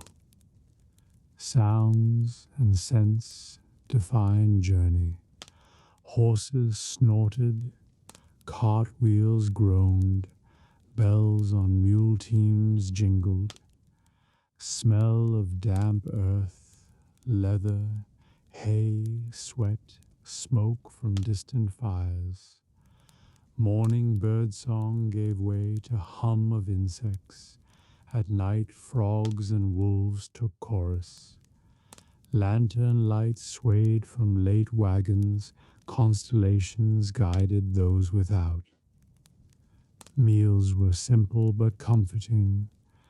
Bread from last bake, cheese wrapped in cloth, dried meat or fish. Pilgrims shared pottage at hospices. Merchants might cook by roadside, pot hung over small fire. Water was risky, ale safer though heavy to carry. Streams welcomed for refill when clear. Each night brought decision. Press on to next inn, camp beneath hedge, or beg monastery gate. Campers built small fires, set watch, told tales under stars. Fear and wonder mingled. Dark woods whispered of spirits and thieves, but also of deer passing gentle and unseen. Many prayed before sleep, trusting saints and sword alike. Trade made these roads vital, wool from English sheep, salt from inland pans, wine from French vineyards, furs from the north, spices through long chains from east, all rolled by cart and hoof. Markets swelled because roads carried life. Pilgrims brought alms, jongleurs brought news, messengers bound realms. Yet roads were more than commerce. They were paths of love and hope, brides riding to new homes, sons returning from war, letters of peace carried after feud. Monks walked them to found abbeys, scholars to seek knowledge, dreamers simply to see beyond horizon. The road was freedom for some, burden for others, but always thread, binding scattered world.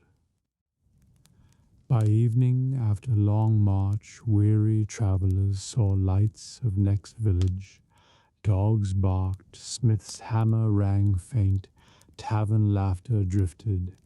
Relief washed in, feet blistered, pack heavy, but shelter near. Tomorrow would bring new miles, but tonight fire, bread, ale, and perhaps new friends.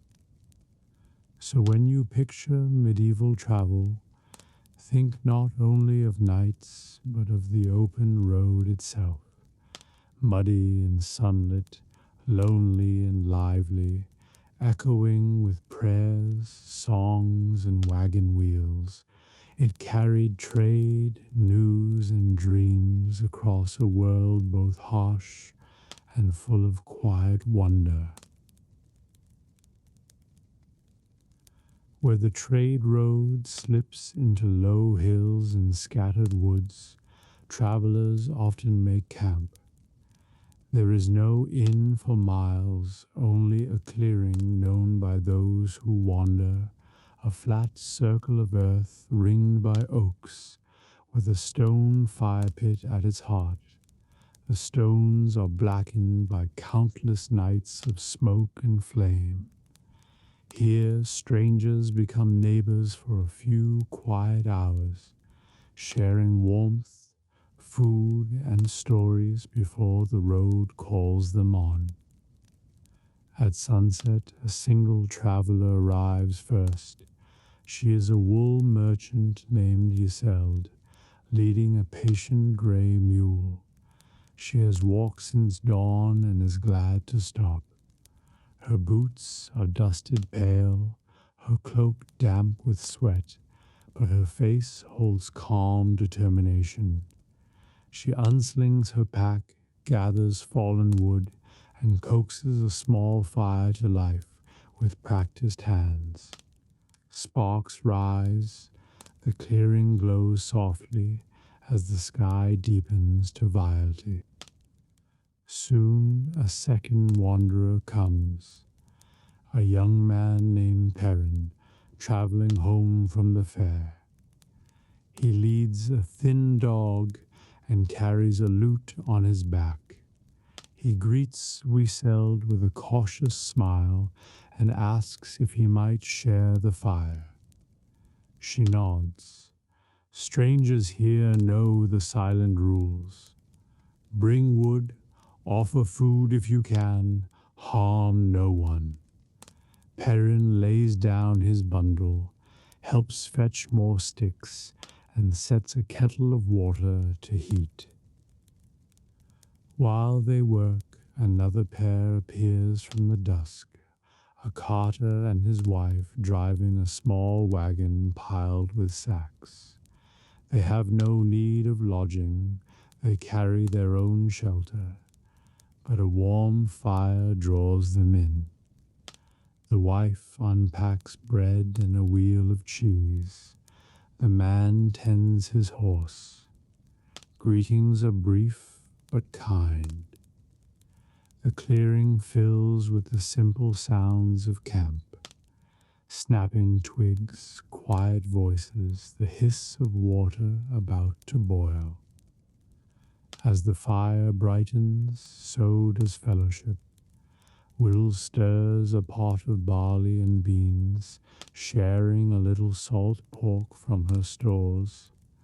Perrin adds dried herbs from a pouch. The carter's wife contributes onions and a splash of ale. Soon a pot of stew bubbles fragrant and filling. Each traveler keeps their own cup or bowl, but ladles freely for others. Steam carries the scent of comfort into the cool night air. More footsteps come from the road. A pair of pilgrims with staves and scallop shells at their caps approach shyly. One has a limp, the other supports him. The travelers wave them in without question. Soon the pilgrims are seated, warming hands and murmuring thanks. One produces a small flask of wine. Perrin strums his lute softly while they eat. The darkness deepens. The clearing fills with gentle light and easy voices. Stories begin as they always do. Perrin sings a ballad learned at the fair, a tale of lost love and found home. Isel tells of sheep markets and winter roads. The carter shares news of grain prices and a bridge washed out far to the west. The pilgrims speak of the long miles behind and ahead, of shrines visited, of quiet prayers. Each tale is simple but shared with warmth. The night air smells of wood smoke and stew, of damp earth and cooling iron from the wagon's wheels. Above, stars sharpen in a sky scrubbed clear by day's breeze. Owls call from the woods. Firelight dances on the circle of faces, some weathered, some young, all weary but peaceful. The rules of the road hold. No boasting, no harm, no theft. Here everyone is simply a soul between places. After supper, Perrin plays again, a lighter tune now, sprightly and hopeful. The carter taps his knee to the rhythm, the pilgrims smile and hum along. Isolde mend a small tear in her pack by firelight, content. Conversation drifts to memories of other roads, dangerous passes, generous strangers, a night caught in storm. The common thread is always survival and kindness found unexpectedly. One by one they prepare for sleep. Isolde rolls her cloak near the fire. Perrin rigs a small lean-to with his lute case tucked safe. The carter and his wife sleep in their wagon, horse tethered nearby. The pilgrims spread cloaks and whisper prayers. Someone adds last wood to the fire so embers will last till dawn. Its glow warms the circle as night settles fully. Silence comes but for the fire's soft cracker and night sounds beyond, crickets, a fox's bark, distant river sigh. Stars wheel above the clearing, bright and cold. A breeze stirs the oaks, scattering a few leaves to dance in the light. The travelers sleep lightly but with trust. This place is known as safe ground, protected by its long tradition. Near midnight, Isolde wakes briefly. She checks the mule, adds a stick to the fire, and looks around at the sleeping shapes. In the glow she feels a quiet gratitude, alone on the road, one to be vulnerable. But here, tonight, strangers have become something gentler. She lies down again and sleeps. Before dawn, the fire is mostly embers, but one pilgrim rises to pray. He faces east, whispering words lost to the cool breeze, then adds a twig to the coals, so smoke will greet the coming sun.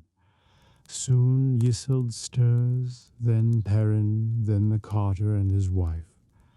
Quiet morning movements replace the hush, rolling cloaks, fastening packs, rubbing eyes. No one lingers long. The road is patient but waiting.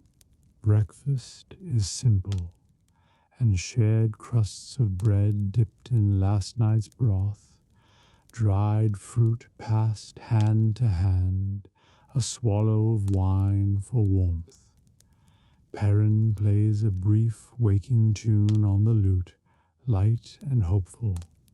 Smiles pass among them, not grand, but real. They depart in small waves. The pilgrims take the east road, staffs tapping softly. The carter clucks to his horse and rolls south, his wife waving from the wagon seat.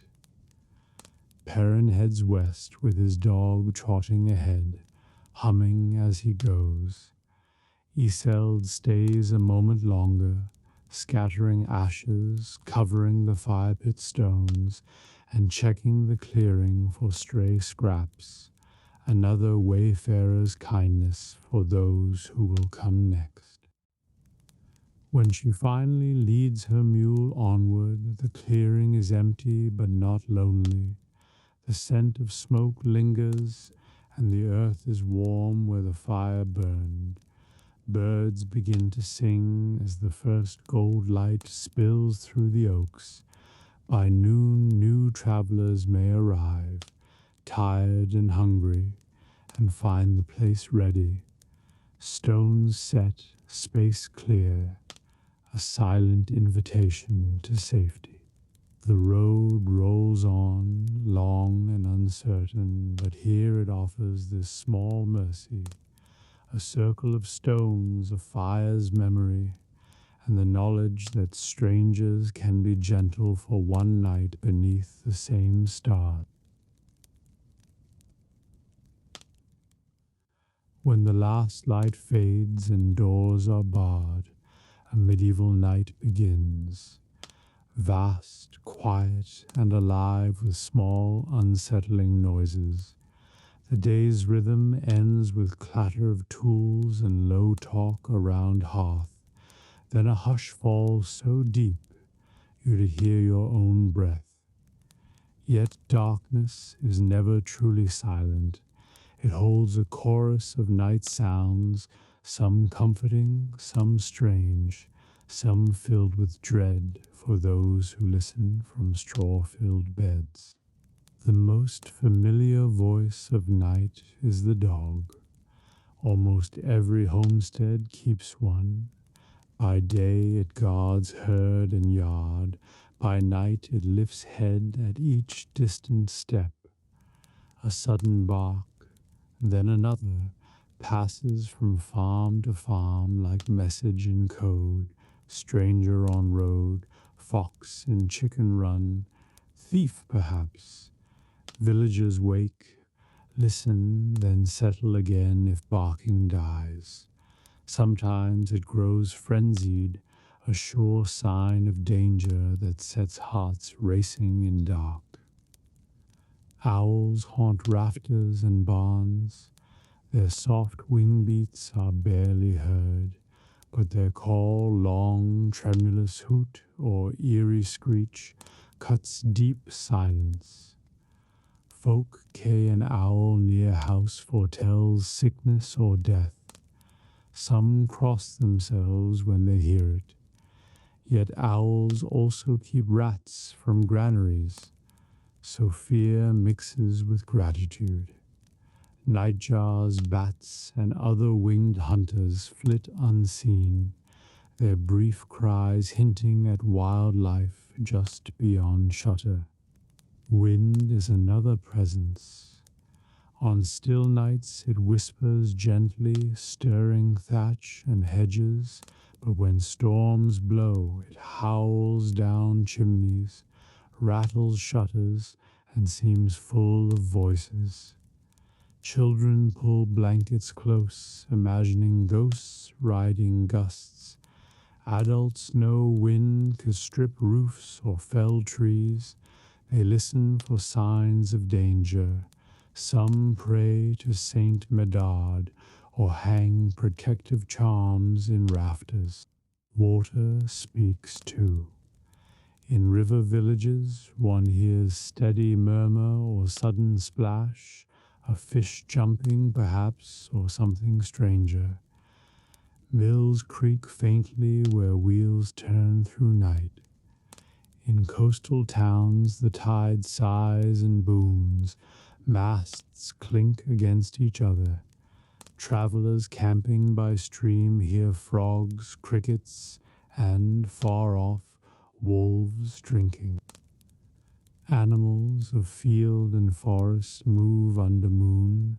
Foxes bark sharply, badgers snuffle, deer step delicately through meadow.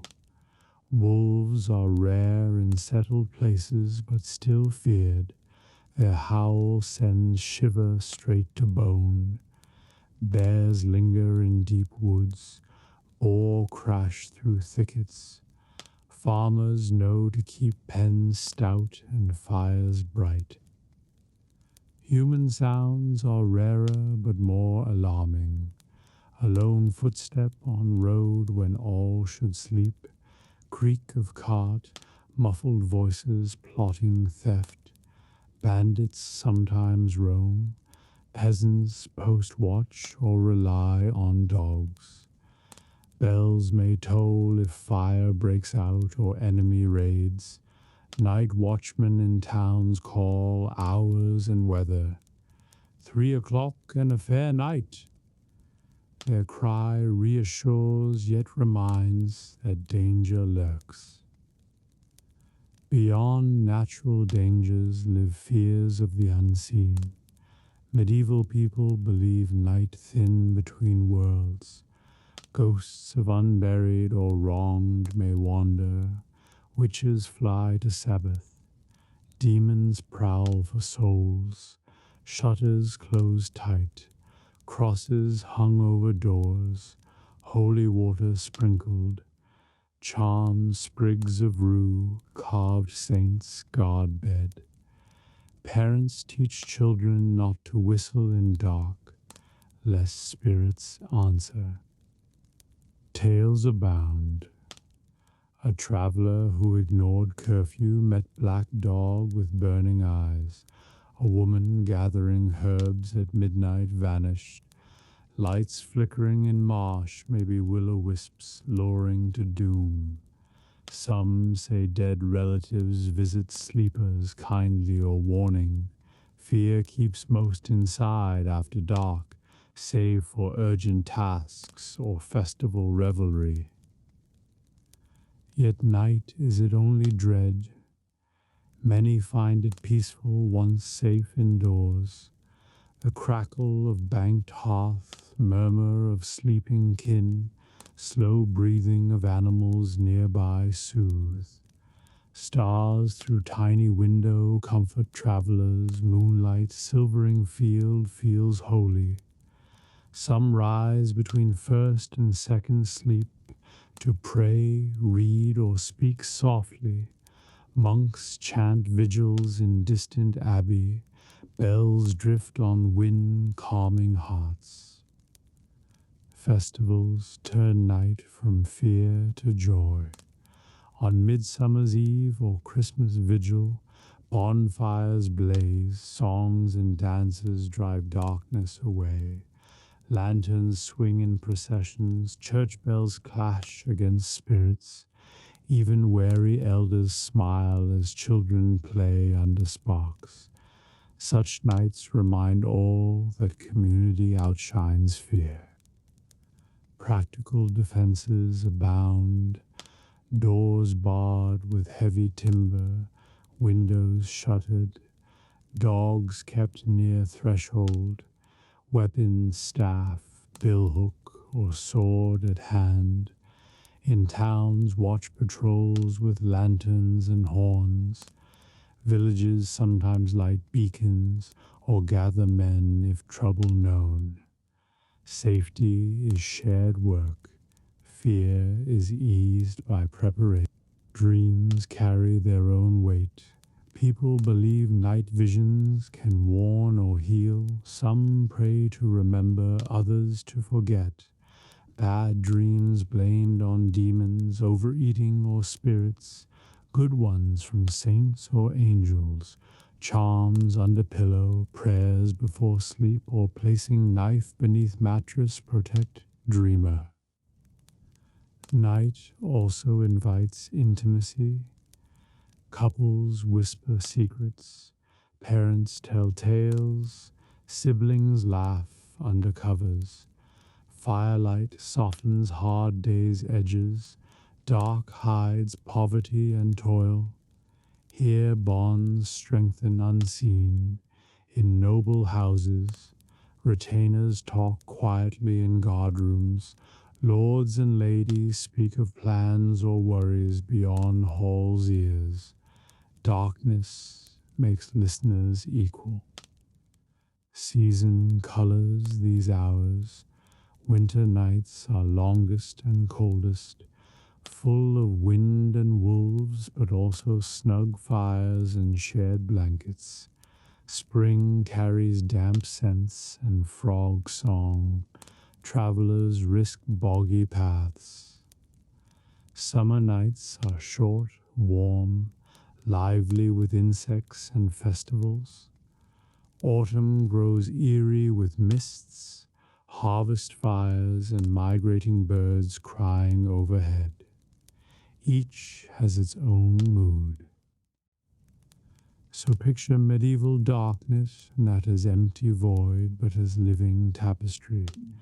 Dogs barking chain-wise, owls swooping, wind singing in eaves, whispers of prayer, crackle of hearth, fear and safety, dread and comfort mingled. The night sounds and fears were constant companions, shaping how people prayed, built, and dreamed until first pale light returned. In the heart of winter, when snow drapes the rooftops and the lanes lie silent beneath a cold moon, the hearth becomes the kingdom of the night. In one modest stone house on a narrow lane, a single fire burns low and steady. Its light flickers across beams blackened by years of smoke and warms the faces of those gathered close. Here, sleep is coaxed as gently as bread rising by embers. The household is simple, a mother, a father, 2 children, and the old grandmother whose hands are knotted with time. They have finished the long day of chores, feeding the animals, chopping wood, stirring the stew that warmed their supper. Now, with bowls washed and shutters barred, they sit before the hearth to savor the quiet. The father sits nearest the blaze, carving a new handle for the kitchen ladle.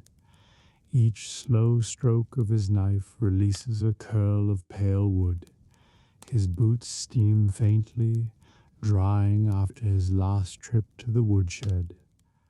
The mother spins wool on a low stool, the spindle humming softly in her fingers. Beside her, the daughter curls up with a patched doll, while the small boy, drowsy from play, leans against the grandmother's knee. The fire itself is built of seasoned oak logs that burn with a steady glow. Above the flames, an iron pot hangs empty now, only a ghost of stew scent lingering. Sprigs of rosemary and thyme crackle when tossed in, perfuming the room with sharp green warmth. The dog sleeps stretched out near the hearthstone, twitching occasionally in dreams. Grandmother is the keeper of night tales. She has told them for decades, first to her own children, now to theirs. Her voice is soft but carries well in the hush. Tonight, she begins with an old favorite, the story of the winter wren who braved the longest night to bring back the sun. The children know it well, but never tire of the way she shapes each word, slow and sure. She tells of the little bird's journey over snowbound fields and through dark forests, of how it carried a spark of light in its tiny beak to wake the dawn. The daughter clutches her doll, the boy's eyelids sag. Even the parents, though they have heard this tale countless times, smile quietly as the words roll out, warm as the fire. Outside, wind scuffs against the shutters and sighs down the chimney. The room answers with the crackle of oak and the grandmother's even tone. Shadows dance on the walls, sometimes tall, sometimes small, as if the story itself were moving through the room. The father finishes the laded handle and sets it aside, taking up a small knife to trim the fire's edge. He adds one last log, careful not to wake too fierce a flame. Night's warmth should be steady, not blazing. The mother sets down her spindle and draws the daughter into her lap, smoothing her hair. The boy slides from grandmother's knee to curl against the dog, whose warm flank makes the perfect pillow. Grandmother's story drifts into a quiet ending, the wren safe in its nest as dawn breaks and light spills back across the land. She falls silent, looking at the children with soft pride. So we wake to each new day, she whispers, because even the smallest heart can keep the dark at bay. The girl murmurs, half asleep. The boy stirs and then settles deeper. For a time no one speaks. The fire hums and pops, the only voice needed. The parents watch the children slip toward dreams and exchange a glance that is part love, part relief. Another day done, another night safely begun. The grandmother folds her hands and leans back, eyes half closed but still keeping a quiet watch. When the children are fully drowsing, the father rises and gently lifts the boy, carrying him to the low bed tucked against the far wall. The mother takes the daughter's hand and leads her to join him, pulling up thick wool blankets, tucking them tight. The dog follows to curl at their feet, sighing once before surrendering to sleep. Back at the hearth, the adults linger a while longer. The father carves a little more at the ladle handle, smoothing its curves.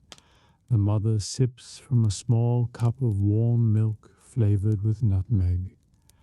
Grandmother dozes in her chair, but wakes when the wind rattles the shutters, murmuring a prayer before slipping back into slumber. These are the hours when the house feels most alive, though nearly silent. The walls hold the day's work and the night's calm. The hearth keeps its steady glow.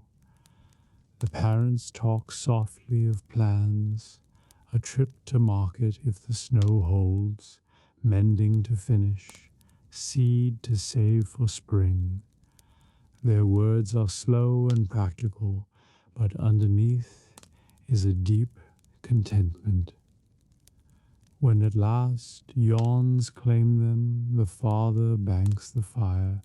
He rakes coals into a neat mound, covers them with ash, and places a small log atop so embers will last until morning.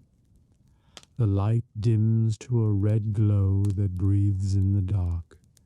He sets the carving knife aside, cleans the shavings from the hearth, and checks the latch on the door. The mother stirs the dog just enough to coax it back to its rug, then helps the grandmother rise. Together they guide her to the bedchamber, where quilts and a hot brick wrapped in cloth wait. She smiles at them both, weary but grateful.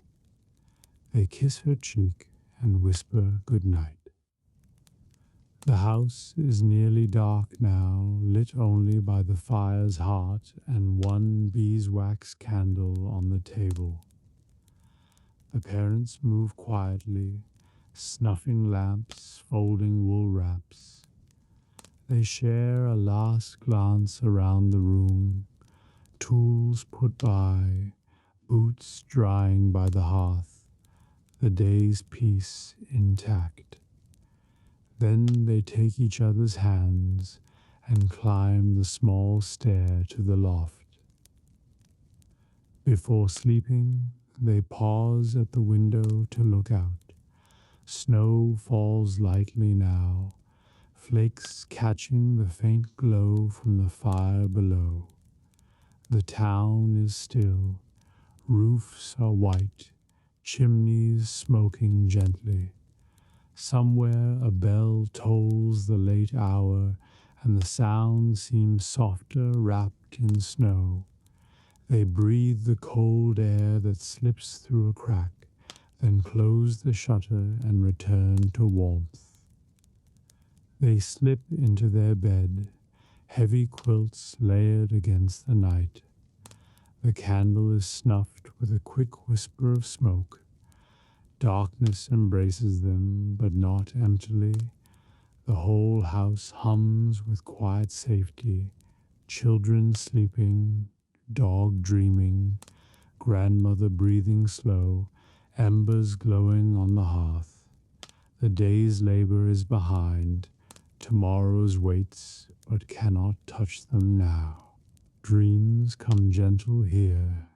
They rise from the steady warmth of the banked fire, from the scent of herbs and wood smoke, from the remembered story of the brave little wren. The parents drift into sleep holding hands. Downstairs the coals pulse softly, a heartbeat for the home.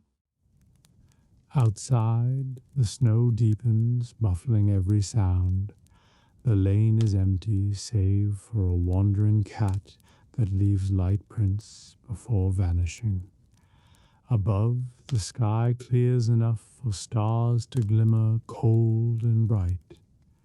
Inside, the house is an island of warmth, wrapped in night's deep stillness. When dawn finally comes, it will find this family rested and safe, their dreams gently tended by firelight and the old rituals of bedtime. But for now, the night reigns calm and unbroken.